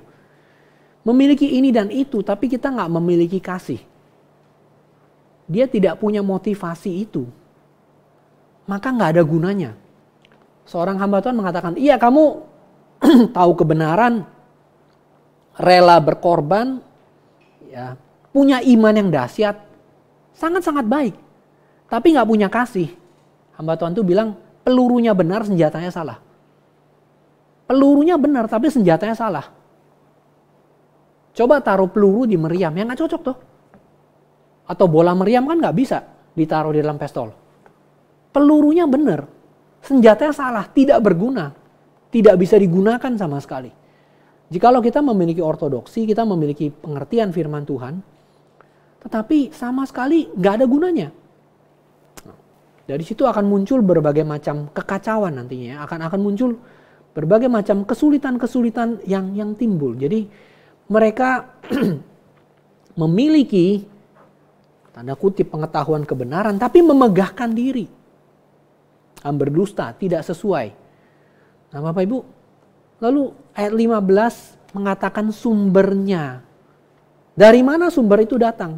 Itu bukan hikmat dari atas, tapi dari bawah. Kalau kamu ada bitter jealousy, kalau kamu ada selfish ambition, ya, kamu itu adalah sesuatu yang bukan muncul dari Tuhan, itu muncul dari dunia, ya, dari dunia, dari nafsu-nafsu dari setan. Jadi earthly, unspiritual atau sensual dan demonic. Earthly, duniawi, sensual dan demonic. Earthly. Jadi ada kaidah duniawi, earthly. Earthly bukan berarti bumi di sini, tapi lebih kepada bersifat duniawi. Dorongan hati yang duniawi, ada kepentingan duniawi. Nah jadi itu adalah nafsu manusia. Jadi sensual, earthly, bersifat dari dunia, dari nafsu manusia yang memanjakan daging untuk merawat, memuaskan keinginannya. Jadi di dalam bahasa asli ya kata nafsu manusia ini adalah suke gitu ya, suke. Itu muncul dalam istilah yang mirip di dalam kisah Kejadian pasal 2 ayat 7. Waktu Tuhan menciptakan manusia, menghembuskan nafas hidup. Jadi ada nafasnya. Ada nafasnya. Tetapi kita pikir kalau itu adalah sesuatu yang istimewa, enggak. Karena di dalam bagian Alkitab lain di Kejadian juga dikatakan binatang juga memiliki nafas. Kalau binatang memiliki nafas, manusia memiliki nafas, berarti di dalam hal nafas, di dalam hal itu, manusia nggak ada istimewanya, nggak unik. Jadi binatang juga memiliki hal itu. Nah, jadi Yakobus mau mengatakan di sini itu dari nafsu manusia. Artinya kamu punya sifat kebinatangan yang nggak punya sesuatu yang supranatural, sesuatu yang dari dunia ini, nafsu manusia. Nah ini adalah ada yang mengatakan cara berpikir manusia masih berlevel binatang. Berlevel binatang. Karena kamu punya hikmat yang jahat. Hikmat itu adalah jadi earthly, unspiritual, sensual, ada nafsunya. Seperti dia nggak ada pengendalinya sama sekali. Dia cuma punya nafsu saja. Itu adalah hikmat yang dari setan-setan yang akan dihukum karena kesombongannya. Jadi hikmat yang dari setan-setan. Nah Bapak Ibu, setan Alkitab mengatakan akan mendakwa orang beriman. Jadi perbuatan yang mirip dengan setan. Bisa dibayangkan ya, orang ini punya kebenaran tapi hidupnya seperti setan. Ini bukan kali ini saja Yakobus mengatakan. Di bagian sebelumnya dia sudah mengatakan iman tanpa perbuatan kan. Karena dia mengatakan di dalam bagian yang sebelumnya. Engkau percaya bahwa hanya ada satu Allah saja. Itu baik. Tapi setan-setan juga percaya hal itu dan mereka gemetar. Diulang lagi di bagian ini. Itu hikmat kalau kamu mengatakan kamu berhikmat. Tetapi kamu memiliki sifat-sifat seperti itu. Mengikuti kedaginganmu. Bersifat bumi sensual. Itu hikmat dari setan. Jadi Bapak Ibu dan Saudara sekalian.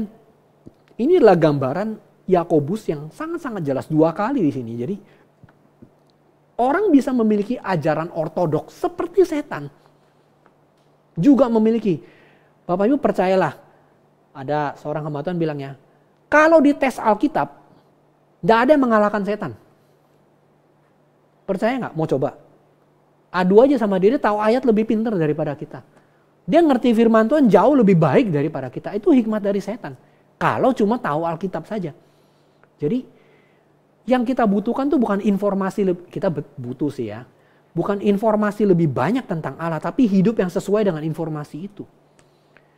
Ortodoksi tanpa perbuatan itu seperti setan. Teologi yang benar tanpa perbuatan itu hikmat dari setan. Nah, para pengajar ini bukan tidak memiliki ajaran yang benar. Tapi mereka tidak memiliki hidup yang benar. Itu bukan berhikmat namanya Bapak Ibu. Ya, kita bukan mengatakan terus yang sebaliknya yang benar ya. Kalau dia tidak memiliki hikmat yang benar asal dia punya hidup, nggak mungkin. Orang yang punya hikmat orang yang punya perbuatannya yang benar pasti dia punya hikmat yang benar. Tetapi ada orang cuma punya tanda kutip hikmat saja, pengertian saja, tapi nggak ada tindak. Itu seperti setan. Ortodoksi tanpa kelakuan itu adalah setan. Dia jauh lebih ortodoks daripada siapapun. Setan lebih pintar daripada orang ateis. Dia tahu Tuhan ada. Dan setan lebih pintar lagi daripada banyak. Dia tahu monoteis, cuma ada satu Tuhan. Dia tahu. Maka informasi itu terus gunanya apa? Apakah membuat dia jadi mencintai Tuhan, merendahkan diri? Tidak kan? Membuat dia jadi gemetar. Karena tahu dia bakal dihukum. Dia tidak mencintai Tuhan. Tidak mencintai Tuhan. Bapak Ibu, kita bisa punya ortodoksi. Kita bisa punya pengertian benar. Dan itu memang harus kita punyai. Tetapi kalau kita tidak menerapkan dalam hidup yang berhikmat. Nah, hikmat dimulai dengan takut akan Tuhan kan. Kalau kita tidak punya itu, ya setan. Itu adalah sumbernya dari setan, dari dunia, dari sensual, dari hawa nafsu kebinatangan kita yang gak ada bedanya. Jadi mengetahui kebenaran itu tidak salah. Tidak salah. Memiliki teologi yang benar itu tidak salah. Yang jadi masalah adalah memiliki motivasi yang salah. Senjata yang salah. Itu yang jadi masalah. Jadi karena itu orang-orang yang diangkat dengan hikmat seperti ini, dipuji-puji, itu pasti sudah jatuh dalam kutukan iblis. Bapak Ibu, kalau kita lihat orang yang memiliki pengajaran yang benar, tapi hidupnya tidak benar, kita kan sulit kan? Tuhan Yesus pernah mengatakan loh kepada para muridnya, kamu lihat ya, orang Farisi sudah menduduki kursi Musa. Tapi dia sambung kalimat kedua. Dengarkan pengajarannya, jangan ikuti cara hidupnya. Kenapa? Karena Tuhan Yesus yang mengatakan waktu orang Farisi ngomong, Bapak kami adalah Abraham. Tuhan Yesus ngomong, iblislah bapakmu. Betul, tidak salah. Kenapa? Mereka punya ortodoksi, gak punya hidup. Motivasinya bukan kasih. Motivasi adalah legalistik, melakukan hukum. Bukan motivasi kasih. Motivasinya gak benar. Dan dia meninggikan diri. Kan kita udah tahu kan perkataan Tuhan Yesus tentang orang Farisi dan orang pemungut cukai yang datang beribadah. Yang satu meninggikan diri. Dia rasa berhikmat, Tuhan aku bersyukur melakukan ini dan itu. Saya nggak seperti sini loh. Mungkin yang karismatik gitu ya. Atau yang gereja yang non-reform gitu ya. Saya melakukan ini dan itu. Tuhan ngomong orang itu pulang tidak dibenarkan. Satu lagi, ya mungkin dia masih bergumul dalam hal ortodoksi ya. Tapi dia tahu satu hal yang ortodoks. Tuhan, aku ini orang berdosa. Kasihanilah aku Tuhan. Itu ortodoks itu. Dia gak merasa dirinya benar. Itu hikmat. Bapak Ibu, waktu kita makin dekat sama Tuhan, kita akan makin melihat bukan kehebatan kita kan. Makin melihat kebobrokan kita kan. Itu tanda hikmat yang sejati. Kalau kita makin dekat sama Tuhan, ngakunya demikian. Tapi makin melihat, betapa hebatnya saya, gak seperti yang lain loh. Yang pengertian teologinya kurang. Wah itu langsung, itu bukan hikmat dari Tuhan. Itu hikmat dari dunia, nafsu manusia, setan-setan. Pasti jatuh dalam kutukan iblis. Nah tetapi sekarang Yakobus membalik. Ada gambaran yang indah. Gambaran yang indah tentang hikmat yang datang dari atas. Dipertentangkan dengan hikmat dari bawah ini. Beda sekali. Hikmat dari atas dikatakan pertama-tama murni, pendamai, peramah. Jadi hikmat sejati itu dari atas. Turun, dikaruniakan, bukan hasil usaha manusia naik ke atas. Itu dikaruniakan, tidak diperoleh dengan cara kita bergaul dengan manusia. Dan juga bukan seperti dari dunia ini, bukan. Datang dari atas. Hikmat dari atas itu bukan bersifat akademis, tapi bersifat sikap. Bukan akademik, tapi attitude. Pertama itu murni.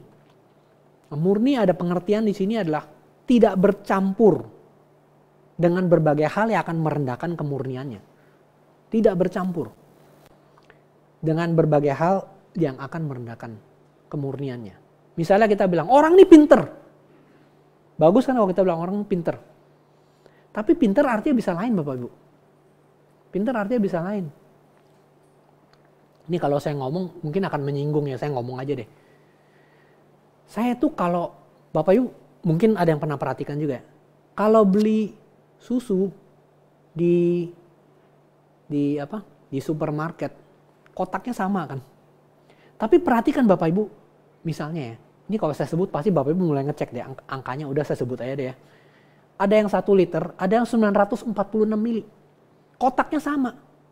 Lalu yang satu bilang harga diskon. Wah, kita langsung beli. Karena kita pikirkan lebih murah kan. Atau enggak deh, misalnya dia nggak diskon. Sama harganya, sama kotaknya, tapi yang satu 1 liter, yang satu 946. Tapi yang ini lebih murah. Sebenarnya beda cuma dikit sih ya. Cuma kan konsumen Indonesia apapun yang lebih murah, kalau sama bakal dibeli, ya kan? Nah waktu dia beli, wah langsung kita tahu, waduh, ternyata ini jumlahnya lebih dikit. Pas kita pulang, udah lama beli, ya ampun, ternyata nggak 1 liter ya. Selama ini saya beli itu saya ditipu sama itu. Ternyata itu yang kelihatan lebih mahal, tidak juga gitu. Nah, kalau bagi dunia itu namanya pinter. Kenapa? Bayangkan 946 masih ada kelebihan 54 kan. 54 tuh kalau kalikan berapa lagi jadi 1 liter lagi. Dia bisa jual 1 kotak lagi setelah kali keberapa kan. Jadi keuntungannya bisa berlipat. Nangkap Bapak Ibu ya. Dengan harga yang sama dengan ini gitu. Atau harga yang lebih murah sedikit. Tangkap ya Bapak Ibu ya. Nah, bagi dunia itu pinter.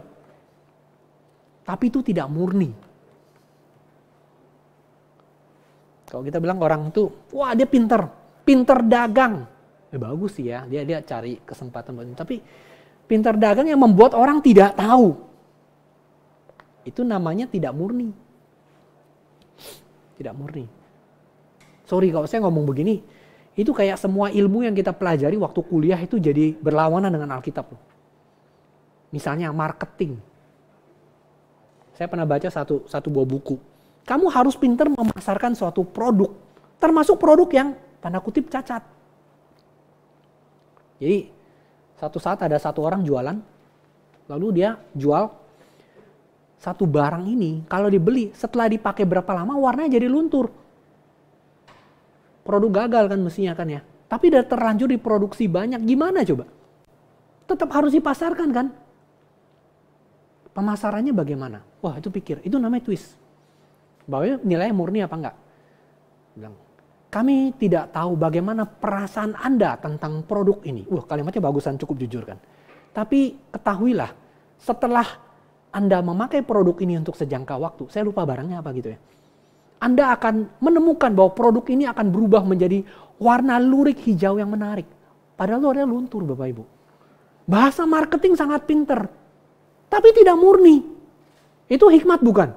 Oh, dunia bilang itu pinter. Barang cacat tuh masih bisa jual dengan harga bagus, tuh pinter itu. Bapak Ibu tangkap ya. Jadi hikmat yang asli dari Tuhan tuh kagak ada cerita-cerita kayak begituan. Terus bagaimana? Ya rugi dong Pak. Nah Bapak Ibu bagaimana ini? Apalagi sudah diproduksi massal. Susah kan? Ya mungkin diskon lah, turunkan harga atau bagaimana. Ya udahlah, balik ke modal awal, yang penting tidak rugi. Jangan ambil keuntungan, sudah kamu tahu tuh produk cacat, kamu jual dengan harga diskon. Ya itu juga membuat saya makin lama makin pinter. Sekarang kalau saya lihat ada harga diskon, saya lihat tanggal expired. Dulu saya enggak. Saya pikir masih bisa. Sekali lagi, ini akhirnya kayak begini-begini tuh jadi tidak murni. Ada hal yang tidak murni. Hikmat sejati itu bebas dari pelanggaran. Bebas dari pelanggaran. Dari kecemaran. Dan tidak memperboleh apa saja yang dianggap sebagai dosa. Dan ada kekudusan dalam hati, dalam hidup. Kekudusan ada pengertian terpisah. Tidak tercemar. Murni. Kalau kita menyebut diri kita berhikmat, tapi ada cara-cara yang tidak murni, yang licik, khususnya untuk kepentingan diri sendiri, itu bukan hikmat sama sekali. Lalu berikutnya dikatakan selain murni, yang kedua itu adalah pendamai. Mengikuti kemurnian ada kedamaian. Nah, memulihkan apa yang retak. Broken relationship ada ininya. Ini beda dengan perselisihan, kepahitan, iri hati dan sebelum-sebelumnya. Beda. Dia pendamai. Jadi orang yang betul-betul berhikmat, bijak, dia akan melakukan apa saja, bukan kompromi ya, tapi untuk menjaga perdamaian supaya tidak dirusakkan. Ada hal-hal kita nggak boleh kompromi, tapi ada hal-hal yang kita bisa jaga perdamaian. Mereka berusaha supaya kalau apa yang hilang itu dapat dipulihkan. Ya tadi Pak Herindo cerita ada konflik bersenjata di Papua ya. Dan tuh katanya hamba Tuhan lagi yang meninggal dan seterusnya. Mari kita berdoa supaya mereka yang terjun ke sana tuh diberikan hikmat yang murni. Yang bisa menjaga perdamaian. Kadang-kadang ya, perdamaian tuh bisa dijaga dengan salah satu berkorban. Itu yang terjadi pada Kristus kan Bapak Ibu sekalian. Bagaimana kita yang berseteru dengan Allah itu bisa dipersatukan. Kristus jadi penengah, dia harus berkorban. Posisi tengah, posisi mediator itu adalah posisi korban. Posisi korban. Nah kadang-kadang antara bos sama karyawan itu ada orang tengah. Kadang-kadang ya Bapak Ibu ya. Jadi karyawan pengen ngomong sama bos gak berani ngomongnya sama orang tengah. Bos suruh perintah apa-apa suruh si orang tengah ini yang ngomong sama karyawan biasa gitu ya. Jadi ini posisi yang kejepit kadang-kadang. Bisa dibenci sama karyawan, bisa disikat sama bos. Itu yang terjadi pada Kristus. Sama manusia ditimpakan dosa, sama Allah dihukum dia. Posisi mediator. Tapi mendamaikan di antara dua belah pihak, dia yang tanggung. Dia yang tanggung. Bapak Ibu pernah dengar gak ada mungkin nih suami sama istri yang lagi ribut, perang, terus anaknya atau gimana diatur, kirim surat cinta ke papa atas nama mama, kirim surat cinta ke mama atas nama papa, padahal mereka lagi ribut berdua, terus kirim, sayang aku kangen sama kamu, maafkan ya apa yang kulakukan selama ini, gantian suami udah bikin gitu, dikirim, ketemuan yuk kita, diatur sampai setting ketemu. Jadi yang satu ngerasa kalau suami minta maaf sama dia, yang satu ngerasa kalau istri minta maaf sama dia, padahal bikin anaknya gitu kan. Terus anaknya keluarin duit, belikan kado, taruh di itu, seolah-olah dia yang kasih. Jadi semua disetting gitu. Ada satu cerita lagi yang saya pernah dengar, mungkin anak yang kanker. Dia tahu papa mamanya ribut. Ya. Dan ribut itu cukup besar, anak ini sudah mau meninggal. Dia minta sebelum meninggal papa mama ada di kiri kanan. Jadi last will dia. Wasiat terakhir. Biasa kan orang tua punya wasiat, nih anak punya wasiat. Jadi dia ngomong, "Pa, saya sayang sama papa, ma, saya sayang mama. Sini pegang tangannya satu, pegang tangan satu. Udah ya pa, saya juga pengen." Dia tarik dengan tenaga terakhir. Papa dan mama juga saling mengasihi. Dia tarik, sekuat tenaga, dia tempel lalu dia meninggal. Gitu. Dramatis ya itu ya, kayak gitu ya. Jadi pas dia pegang gitu, nah kadang-kadang ada korban-korban semacam begitu. Itu yang dilakukan Kristus. Hikmat yang bersifat pendamai, rasanya itu gak mungkin ada tanpa korban. Kalau mau ada perdamaian, bukan kompromi, harus ada yang korban. Salah satu. Kalau mata ganti mata, gigi ganti gigi, kata seorang hamba Tuhan, dilakukan di seluruh dunia, maka semua umat manusia akan berakhir dengan ompong dan buta. Nggak bisa.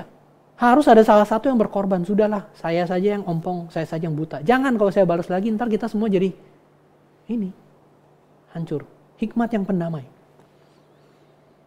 Orang yang betul-betul bijak, dia akan jaga yang masih bagus jangan dirusakin. Tapi kalau kita kadang-kadang pikir, saya udah rusak. Sekalian dia rusak, baru sama. Satu sama. Kayak orang, cerita yang kita dengar kan, ditabrak, becanya rusak. Berapa biayanya pak? Ya sekitar 50.000 sih. Waduh saya 100.000. Nggak ada kembalian pak. Gimana? Ya udah tabrak sekali lagi. Biar 2 kali. Disamain gitu rusak sama rusak gitu. Biar pas, impas. Jadi nggak mau lebih. Kenapa sih lu kasih 100 sudah nggak usah kembalian gitu loh. Kamu korban 50.000-nya. Kita tuh, ya memang Bapak Ibu, itulah kita suka pikiran impas. Kita nggak mau rugi. Kalau bisa untung. Lebih kan? Tapi kalau impas kagak mau. Ya balik modal ya minimal untung lah. Kalau rugi, jangan sampai. Di dalam hidup Bapak Ibu, banyak hal yang mungkin akan lebih baik kita peroleh waktu kita mengorbankan sesuatu yang lain. Ya memang kita harus rugi. Orang-orang yang betul-betul bijak, dia akan jaga perdamaian supaya tidak rusak. Dia akan jaga. Dia berusaha supaya apa yang hilang dapat dipulihkan. Dalam banyak hal, dalam negara, dalam keluarga, dalam jemaat, dalam masyarakat. Jadi hikmat surgawi itu membuat orang tuh menjadi pendamai. Seperti Kristus Tuhan kita. Kalau kita mengakui Kristus adalah Tuhan kita, ya seharusnya Bapak Ibu ya. Ya udahlah, Kristus pun berkorban. Saya mungkin juga perlu belajar berkorban ya. Ada waktunya saya nggak bisa memperoleh keuntungan memang. Ya sudahlah, ini bagiannya. Lalu dikatakan dia adalah, jadi tadi itu ya murni, pendamai, lalu berikutnya adalah peramah. Peramah ada pengertian dia tidak mati-matian menuntut hak miliknya. Dia tidak melakukan atau mengatakan apapun yang bersifat kekerasan dalam menegur. Jadi ada yang menerjemahkan ini adalah peramah ini sweet reasonableness. Jadi tidak memaksakan hak dan pendapatnya, tapi membiarkan orang lain yang memuji sesuai dan kehendak Allah. Dia tidak memaksakan pendapatnya, dia peramah. Dia tidak geram terhadap pendapat orang lain, tidak mendesak pendapatnya sendiri melampaui bobotnya, dan dia juga nggak mendesak pendapat orang yang menentang dia lebih daripada yang seharusnya. Jadi dia tidak kasar, tidak ingin menguasai dalam pergaulan, tidak ketus, tidak kejam dalam bersikap. Jadi orang yang peramah itu punya kecenderungan mengalah. Bukan roasting balas roasting Bapak Ibu. Itu stand up komedi. Lu jelekin gue balas jelekin lu. Baru seru, baru lucu nantinya kan. Gitu kan. Saya punya kecenderungan kayak begitu sih. Jadi kalau orang ngeledekin dan saya dianggap lucu, kan saya diketawain kadang-kadang. Terus saya langsung pikir sesuatu cara yang cerdas untuk membalas supaya orang tuh diketawain juga gitu loh. Istri saya pernah ngomong, kamu tuh ya beda dengan satu hamba Tuhan yang lain. Dia kalau cerita selalu dia menertawakan dirinya sendiri. Kalau kamu selalu berusaha bagaimana kamu gak ditertawakan dan kamu bisa menertawakan orang lain. Wis, hikmat loh itu. Hikmat yang dari setan. gitu ya. Bukan hikmat yang berasal dari Tuhan. Jadi ada orang yang tidak peramah gitu, tidak menguasai pasar. Dia mau jadi domineer, jadi yang utama di dalam pergaulan. Pokoknya kata terakhir mesti muncul dari mulut gua. Nggak boleh orang itu yang ngomong. Ya, itu beda kalau misalnya kita membela pengajaran-ajaran sesat, itu pun juga harus ajaran yang sesat mau kita lawan pengajaran, kita mesti ada keteguhan ya, itu disclaimer-nya. Tetapi kalau orang yang maunya menang melulu gitu, ketus, kejam, maka itu sama sekali bukan hikmat. Lalu dia juga mengatakan hikmat itu juga dikatakan di sini adalah penurut. Penurut itu artinya dia gampang diyakinkan atas hal yang baik dan gampang dijauhkan atas hal yang buruk. Nurut, kalau hal yang baik dia cepat nurut, kalau hal yang jelek dia langsung tidak mau. Jadi dia gampang menyerah, berespon dengan tepat. Kalau Inggris open to reason. Kalau ada sesuatu alasannya tepat, dia langsung gampang untuk rubah pendapatnya. Bapak Ibu pernah gak ketemu orang udah jelas-jelas salah, dikasih masukan apapun dia tetap membantah. Terus Bapak, iya Pak, siapa? Saya. Gitu. Saya paling gampang. Kalau ya gampang membantah, bukan gampang taat itu. Jadi ada orang yang tidak mau, dia tahu. Kenapa? Karena ego. Dia gak boleh salah. Tapi ada sikap penurut yang menyerahkan diri kepada firman Tuhan. Semua permintaan yang benar, semua yang masuk akal, yang benar dari sesama kita itu jangan dilawan. Jangan dilawan. Dia tidak berpikir dirinya selalu benar, tapi dia bersedia ambil langkah mundur dan dia pengen dikoreksi. Dia pengen dikoreksi. Bapak Ibu, salah satu kesulitan di dalam hidup kita adalah kalau kita terbiasa benar ya gitu ya, terus kita terbiasa, wah orang memandang kita dan seterusnya. Kita bisa sampai pada satu tahap untuk berpikir apapun kalau saya lakukan pasti benar. Bukan perkataannya benar apa enggak, tapi tergantung siapa yang ngomong. Itu di dalam kesalahan logika namanya ad hominem. Ya tergantung namanya itu siapa. Itu biasa terjadi pada apa? Iklan. Pakailah shampoo seperti ini. Rambutnya jadi halus. Saya pernah ngomong sama beberapa rekan yang wanita, dia bilang, kamu jangan percaya kayak begituan. Itu aslinya memang dia rambutnya udah halus. Dipakai buat iklan shampoo. Ada orang rambutnya keriting dan kasar kayak gimana. Pakai sampai berapa botol, sampai berapa gentong shampoo. Tetap aja begitu. Nggak ada hubungannya. Nggak ada hubungannya. Jadi itu tidak masuk akal begitu. Tidak bisa. Nah Bapak Ibu, jadi ada orang-orang yang tertipu dengan hal semacam ini. Asal kalau yang ngomong ini pasti benar. Asal kalau saya ngomong, saya udah pada posisi ini, saya nggak mungkin salah. Lu siapa mau ngomongin gua? Kalau lu sudah sukses, baru lu ngomongin gua. Waduh Bapak Ibu. Ada orang ngomong itu. Mari kita pikirkan tuh hikmat dari Tuhan atau bukan. Kalau kita tidak open to reason, kita tidak menjadi penurut. Daud adalah salah satu contoh yang demikian. Dia bukan gak pernah berbuat salah, dia pernah. Tapi waktu ditegur sama Nabi Nathan yang tidak terkenal, Daud gak ngomong, lu siapa? Lu siapa? Gelar lu apa, pangkat lu apa? Nabi gak pernah kedengeran, baru di 2 Samuel pasal 11 aja lu muncul. Lu mana selama ini? Yang dia ngomong bener. Langsung Daud bisa terima itu dari Tuhan, akulah yang bersalah. Beda dengan Saul. Beda. Memandang muka. Daud enggak. Kadang-kadang ini open to reason nih ya. Itu kita bisa dengar dari orang-orang yang jauh lebih gak bernilai, tanda kutip, daripada kita. Mungkin secara status sosial dan sebagainya. Yang dia ngomong bener. Cuma karena kita gak suka sama dia atau kita gak tertarik karena orang ini punya itu lebih rendah. Kita gak mau dengerin. Padahal yang dia ngomong bener. Mungkin Tuhan sedang mau berkata-kata lewat ini. Pembantu rumah tangga kita, anak kita, siapapun. Dia gampang. Nah kalau orang yang gampang terbuka seperti ini, dia akan berhikmat. Dia cepat dikoreksi. Dia takut sama Tuhan, dia takut kalau dia salah. Jadi dia tahu, saya salah. Dia gak berpikir dia benar, bersedia dikoreksi, berani mundur. Bahkan sikap penurut itu kalau digunakan tuh bisa menyudahi perselisihan. Saya yang salah. Kalau ada alasan yang baik untuk menyudahi perselisihan, dan jadi dia mendapat akhir yang baik dari sikap semacam itu. Lalu juga dikatakan hikmat itu juga penuh belas kasihan dan buah-buah yang baik. Full of mercy and good fruits. Penuh belas kasihan dan buah yang baik.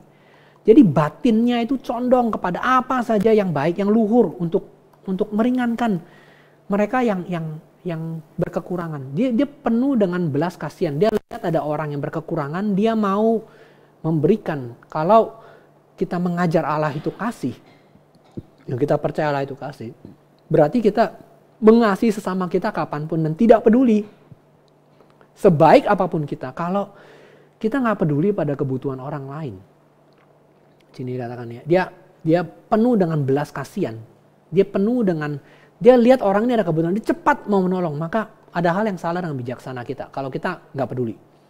Jadi nggak ada yang namanya intelektualitas Kristen, nggak ada hubungan sama hidup sehari-hari. Ini dua hal yang terpisah. Nggak. Oh, Ibu, teologi yang benar itu bukan cuma di dalam pemikiran yang benar, pemikiran yang tidak ada kesalahan, tidak. Tapi hidup sehari-hari dalam kasih.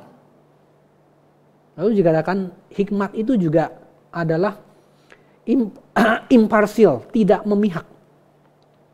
Di dalam bahasa aslinya itu artinya dia nggak ada kecurigaan, bebas dari menghakimi, tidak berprasangka yang tidak semestinya, tidak membeda-bedakan dalam memperlakukan orang.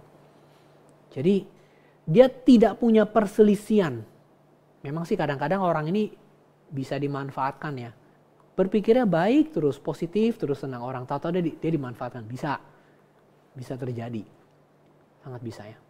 Bapak Ibu, kalau kita udah pernah mengalami, kita niatnya baik, kita pikir gak bakal ditipu. Kita dimakan sama orang itu. Kita bisa sedih sih, tapi ada orang ngomong bersyukurlah, kamu korban, bukan pelaku. Bersyukurlah, kamu korban, bukan pelaku. Bersyukurlah kamu bersikap tidak memihak. Kamu perlakukan dia baik, dia perlakuan kamu buruk. Bukan, kalau gitu kagak ada baik-baik lagi besok. Saya akan paranoid sama semua orang, waduh. Saya akan parno, saya akan tidak percaya. Ya, oke, bisa. Nggak perlu parno sih. Berhati-hati bisa. Tapi kita tidak perlu sampai sampai kita kemudian tidak lagi bisa memikirkan hal. Nah, jadi dia tidak seperti pengikut ajaran sesat yang bertikai cuma karena satu golongan lalu memaksakan sesuatu karena dia ada kepentingan di belakangnya. Jadi dia imparsial. Dia ada kepentingannya di baliknya. Ini hal yang lain ya. Jadi dia punya kepentingan lalu dia memaksakan. Makanya dia imparsial. Kesannya kayak dia baik gitu. Padahal dia ada sesuatunya. Dia sudah berat sebelah. Tidak mencela orang lain hanya karena mereka berbeda.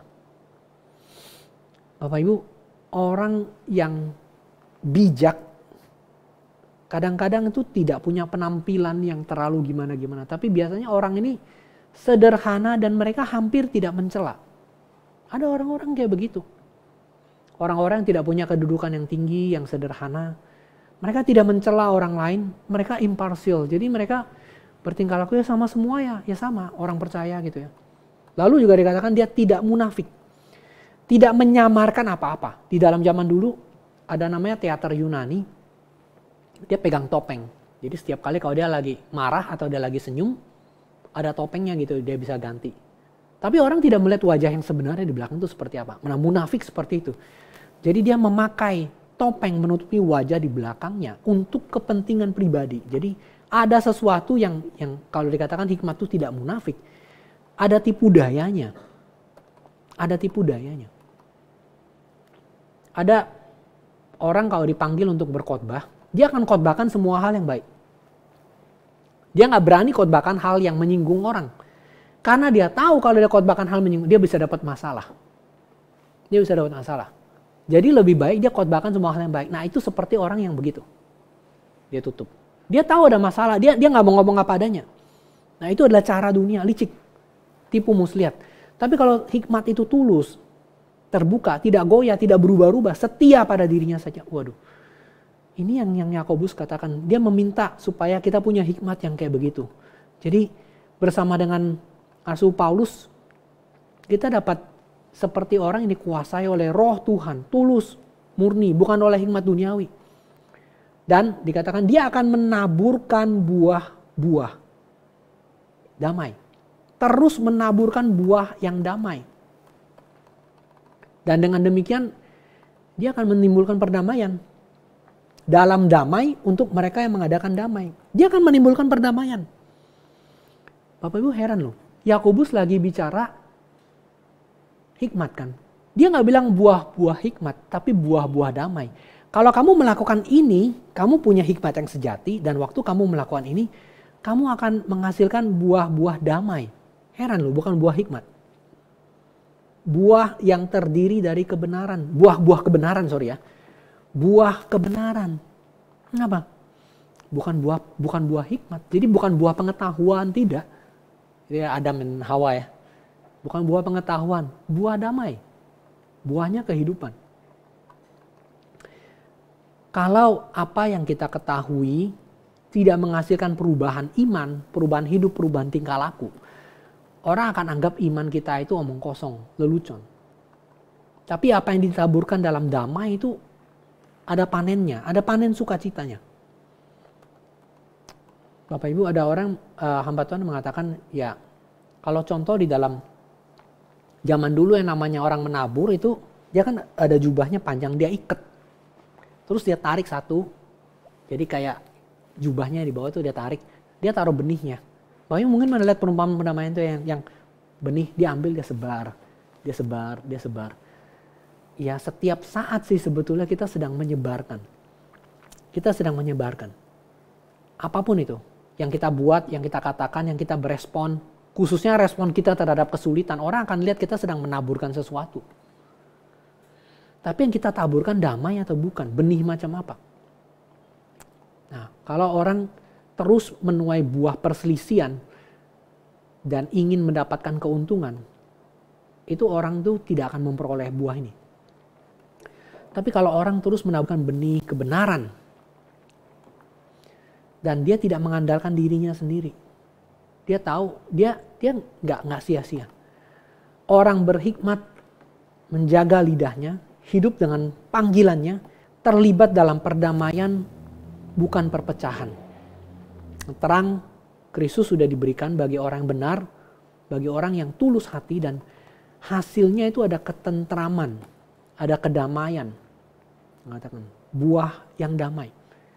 Dan hikmat itu sekali lagi bukan dalam pemikiran akademis, tapi Yakobus mengatakan itu adalah menerapkan dalam hidup sehari-hari. Bijak berbudi, baik dalam pengertian iman, dalam pengertian teologi, dalam pengertian agama, ataupun dalam pengertian keterampilan yang memang kamu kuasai. Tapi kalau itu bisa digunakan dalam hidup sehari-hari untuk memuliakan Tuhan, untuk menjadikan damai, itu baru hikmat. Kiranya Tuhan menolong kita. Mari kita berdoa. Tuhan, kami tidak berhikmat. Kami lebih sering hidup dalam perpecahan dan kepentingan diri kami sendiri. Yang kami pikirkan, yang kami lakukan mungkin juga tidak murni. Kami tidak ramah, tidak pendamai. Kami sulit untuk ditegur. Dan kami memiliki begitu banyak buah-buah yang berasal dari nafsu kedagingan kami, dari dunia, dari setan-setan. Hanya memiliki pengertian saja, tapi tidak memiliki kelakuan. Pengertian tidak ada yang salah, tapi motivasi kami, Tuhan tahu. Kami terlalu jauh, Tuhan. Berbelas kasihanlah. Nyatakanlah apa yang kurang. Berikan kami hati yang lembut, yang mudah untuk dikoreksi. Bukan hati yang munafik. Bukan hati yang menutup-nutupi. Bukan hati yang ingin meninggikan diri. Tuhan, pimpin kami. Berikan kami buah-buah hikmat itu. Dan akhirnya kami memperoleh kebenaran dan menghasilkan damai. Tolong kami Tuhan, perjalanan masih panjang, tapi kiranya ada anugerah Tuhan. Dalam nama Tuhan Yesus kami berdoa. Amin. Bapak Ibu sekalian, mari kita bangkit berdiri menyatakan pengakuan iman rasuli bersama dengan semua orang percaya. Demikian. Aku percaya kepada Allah, Bapa yang Maha Kuasa, langit dan bumi, dan kepada Yesus Kristus, anaknya yang tunggal, Tuhan kita, yang dikandung dari Roh Kudus, lahir dari anak darah Maria, yang menderita sengsara di bawah pemerintahan Pontius Pilatus, disalibkan, mati dan dikuburkan, turun ke dalam kerajaan maut. Pada hari yang ketiga bangkit pula dari antara orang mati, naik ke surga, duduk sebelah kanan Allah, Bapa yang Maha Kuasa. Dan dari sana ia akan datang untuk menghakimi orang yang hidup dan yang mati. Aku percaya kepada Roh Kudus, gereja yang kudus dan am, persekutuan orang kudus, pengampunan dosa, kebangkitan tubuh, dan hidup yang kekal. Amin. Silakan duduk Bapak Ibu sekalian. Bapak Ibu dan saudara sekalian, kita akan memberikan persembahan. Nah, tadi sudah disinggung bahwa GRI Citra Raya yang selama ini belum punya tempat kebaktian, belum mempunyai gedung gereja sendiri, itu sudah memperoleh izin untuk mendirikan gedung. Dan itu nanti bukan hanya untuk gedung gereja saja, tapi juga untuk sekolah Logos ya. Ada sekolah dari SD sampai dengan SMA di situ. Lalu juga ada aula dan kelas-kelas untuk kebaktian ya, ada begitu banyak aula yang didirikan untuk bisa menampung lebih banyak orang untuk bisa datang beribadah kepada Tuhan, dan juga mereka yang bisa bersekolah di situ. Nah, Bapak Ibu, ini merupakan pekerjaan Tuhan yang kita perlu dukung. Nah, karena itu ada rekening pembangunan di situ. Bapak Ibu dapat lihat yang di bawah itu. Kalau Bapak Ibu yang warna biru 0105756 Nah, kalau Bapak Ibu ingin berbagian khusus untuk pekerjaan Tuhan dalam pembangunan gedung gereja dan gedung sekolah GRI Citra Raya, Bapak Ibu dapat memberikan di nomor rekening itu. Tapi hari ini ada juga persembahan rutin yang kita jalankan, yaitu kantong merah dan kantong biru.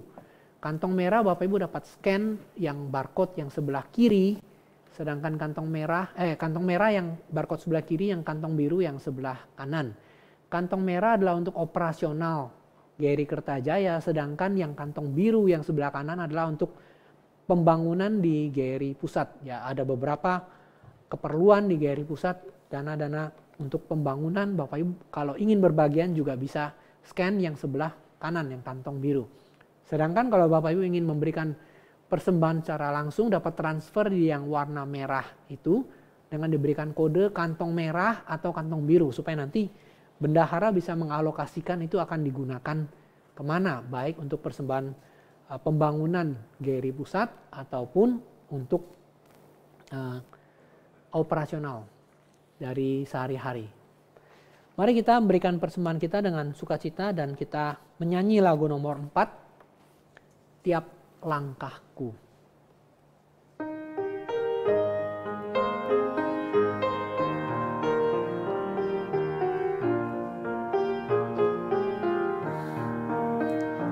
Langkahku diatur oleh Tuhan, dan tangan kasih-Nya memimpinku.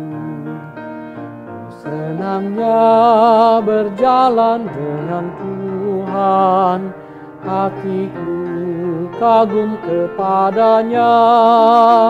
Tiap langkahku ku tahu Tuhan yang pimpin, ke tempat tinggiku dihantarnya.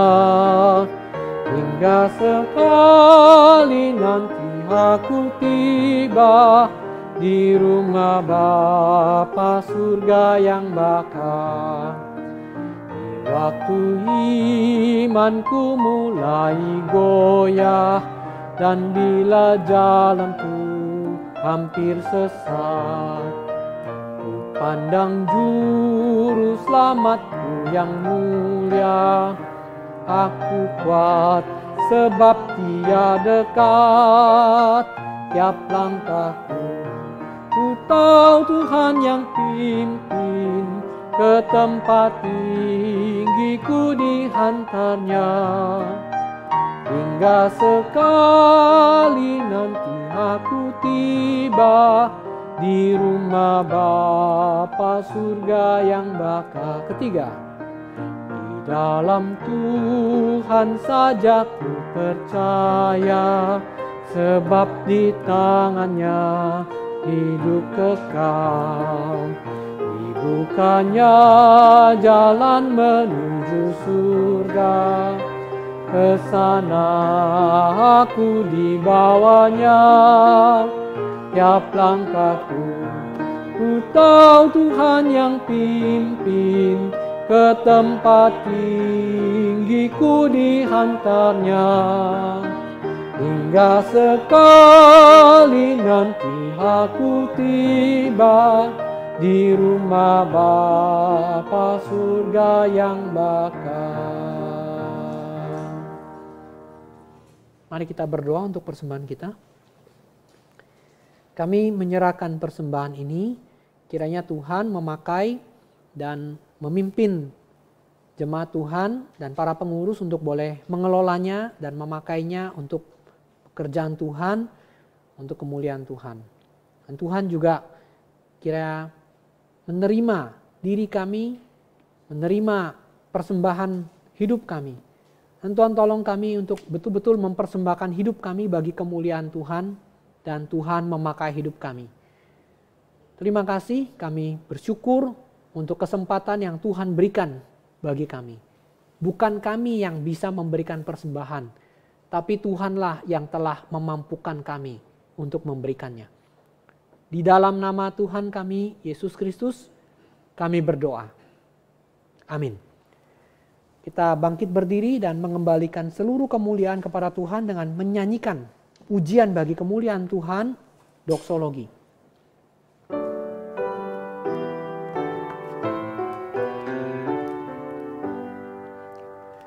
Puji Allah Bapa Putra, puji Allah Rohul Kudus, ketiganya yang esa. Pohon selamat sumber berkat.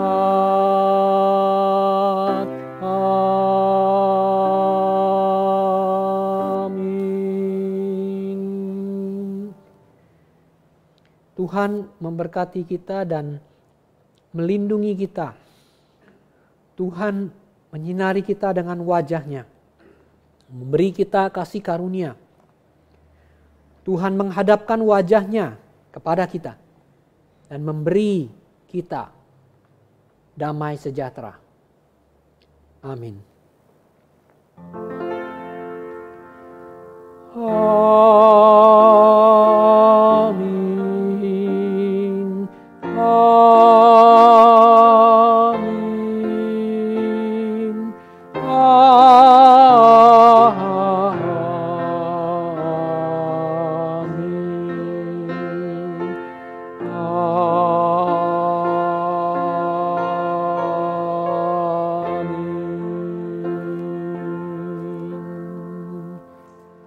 Silakan duduk, doa teduh dan ibadah kita selesai.